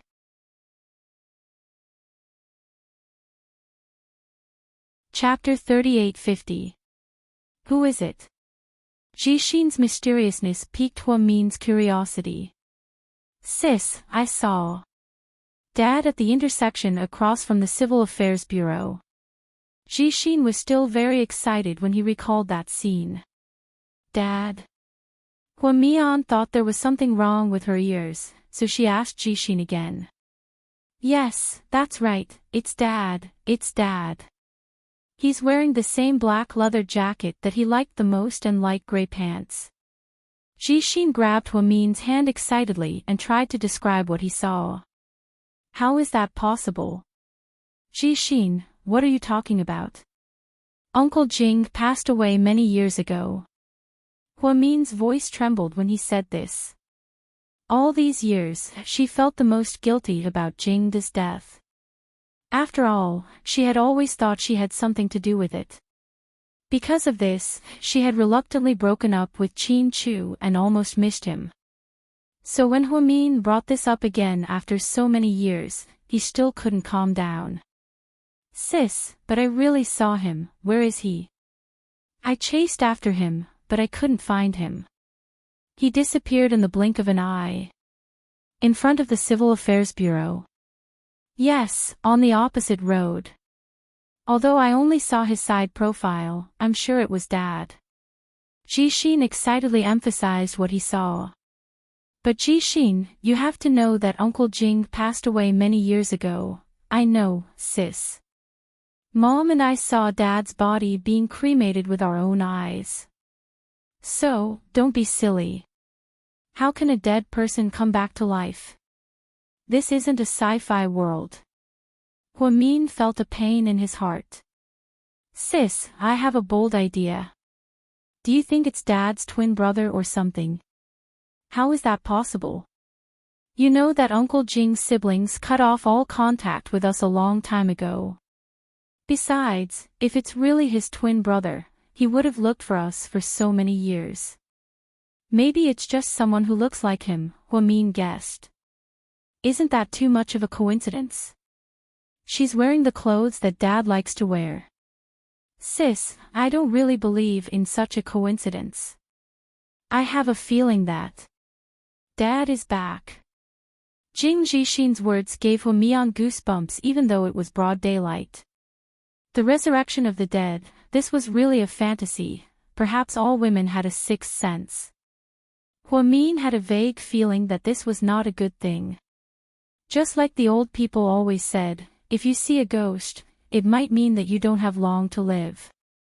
Only those who were about to die could see what others could not. Jishin, did Bella see it? Or were you the only one who saw it? Hwamin's hands turned cold as she grabbed her brother and asked in a low voice. Bella doesn't know Dad. Others. I really didn't notice. Anyway, I'm definitely not hallucinating. I definitely saw it. Xixin was very sure. After all, she was his loved one. Xixin, don't tell Mom about this yet. Okay, I know. After all, Mom's heart can't handle this. Okay, I'll discuss it with your brother-in-law. We'll go to the intersection to get the surveillance footage and investigate everything. Okay, I believe you, sis. If it really has something to do with Dad, you must tell me immediately. Okay. When the siblings walked out, the vegetables were already washed. What are you two doing? Why did you go to the study so mysteriously? Yang Meirong asked. Nothing, we were just chatting. Hua Min smiled. Xixin, did you secretly ask your sister for money again? Yang Meirong looked at her youngest son worriedly. Chapter 38:51. Mom, I'm not a kid anymore. How can you ask sis for money? Xixin shook his head helplessly and almost said that his mother was senile. Xixin was now a senior official of GK, and Qin Chu gave him an annual salary of several million yuan. He was frugal and didn't spend much money except when he was dating his girlfriend, so he was a worry-free child. Mom, did Xixin often ask Sister Mian for money? Bella asked with a smile. Not really. It's just that Mian spoils Xixin a lot. She always gives Xixin the money she saves behind my back. Xixin loves to buy all kinds of toy cars and airplane models. Sister Mian, you spoiled him so much. Bella looked at Hua Min with a smile. What should I do? After all, he's my only brother. Miss Hua Min, why don't you say that you're obsessed with your brother? I'm obsessed with your sister. How dare you say that? The siblings played and laughed. Yang Meirong looked at the two children happily. It was as if she had seen them when they were young. Grandma, I'm so hungry. When can we eat? Little Bean urged. You greedy little cat, you're always complaining that you're hungry. Aren't you afraid that you'll become fat if you eat like this? Grandma, don't say that. You make it sound like she's not fat now. She's fat now. Little Bean seized the opportunity to mock her. Qin Zhao Zhao, shut up. Now that you've said it in front of our family, I won't hold it against you. But if you dare to call me fat in front of Boyuan again, I'll... Little Bean raised her little fist angrily. You'll what? Little Bean was obviously unconvinced. I'll put your pajamas under my butt when I wet the bed next time. Ha ha ha. Little Bean, you're disgusting, Little Bean. Same to you. Don't criticize each other. You two are making me dizzy. Let's eat. After the hot pot meal, Hua Min asked Xixin to take Bella back to her parents' home. After all, they had officially registered their marriage and were adults now. They had to visit their parents-in-law. Bella didn't like to show off, so she didn't plan to hold another wedding. They had already earned enough face at the engagement banquet last time, so after collecting the marriage certificate, they only planned to see each other's parents. After the two of them drove away, the mother put the twins to sleep. Then, young Meirong came out of the bedroom on the first floor. Mom, are they both asleep? Yes, we're all sleepy. Looks like we can sleep for quite a while. That's good. Mian, are you sleepy? Pregnant women need to sleep more, it's good for the baby's development, her mother reminded her. Mom, I'm an obstetrician and gynecologist myself. I know all these things. Come and sit down. Let's chat. I haven't had a good chat with you in a long time. All right. Yang Meirong listened to her daughter and sat on the sofa. Hua Min lay on his mother's lap intimately and acted like a spoiled child just like when he was a child. Yang Meirong reached out her rough hand and touched Huamin's long black hair. In the blink of an eye, you're almost 30. You're almost a mother of 3. Time really flies. Mom, Jixin and Bella are officially married. How do they plan to live? Didn't you renovate a house for them? I plan to ask them to move in the next few days, but Jixin doesn't want to. He's afraid that I'll be lonely. Yeah, if they move out, you'll be alone. This place isn't small. It's upstairs and downstairs. Are you afraid of living here? What's there to be afraid of? I'm already so old. I don't think about that. Mom, move to South Hill Manor and live with me. You can also help me take care of this unborn brat, okay? Huamin acted coquettishly, begging his mother to live with him so that he could take care of her.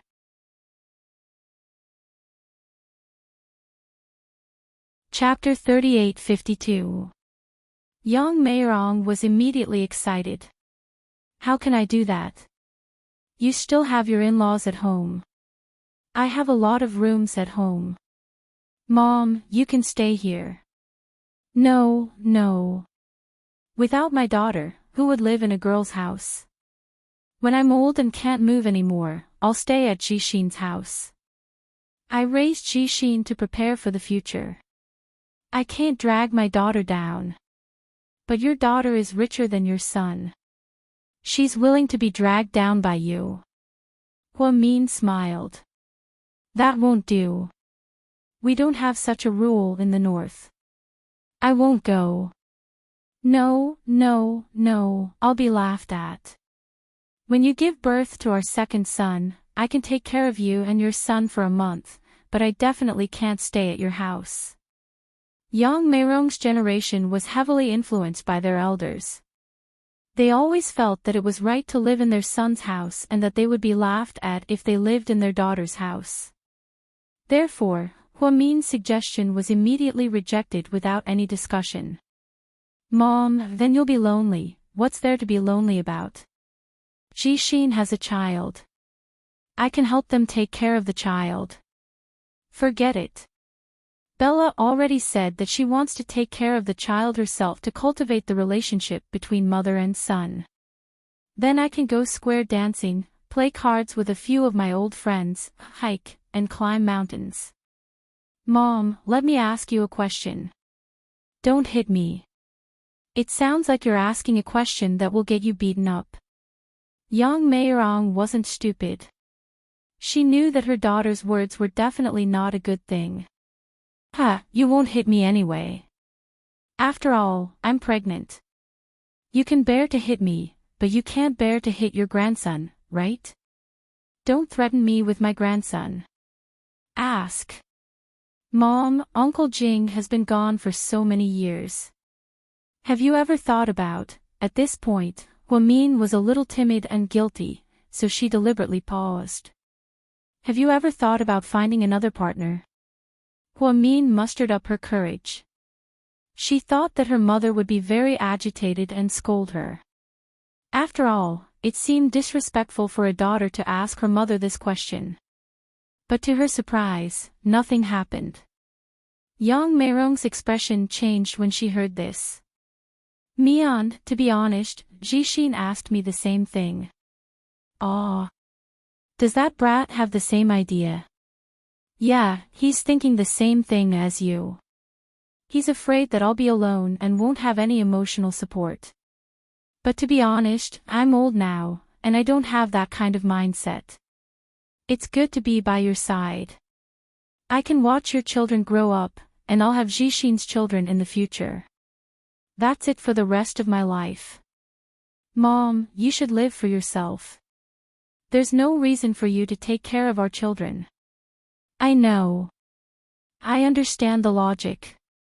It's just that I experienced a lot when I was young.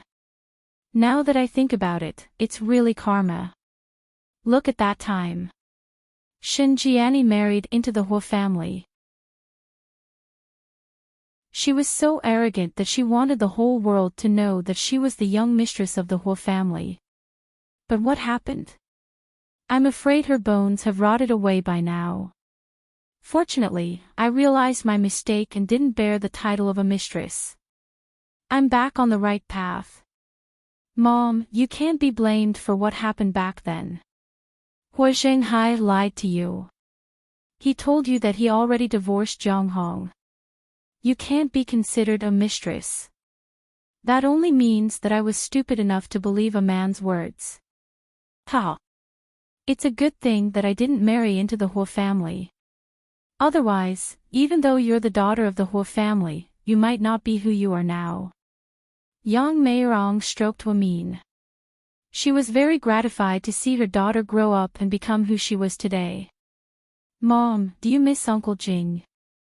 Hua Min suddenly changed the topic and asked, "You're tuning into the Dreamy Chapters YouTube channel. We're so grateful for your support and don't forget to subscribe to join us on this incredible journey through captivating stories.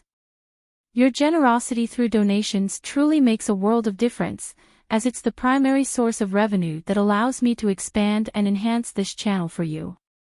Thank you from the bottom of my heart for being a part of this adventure."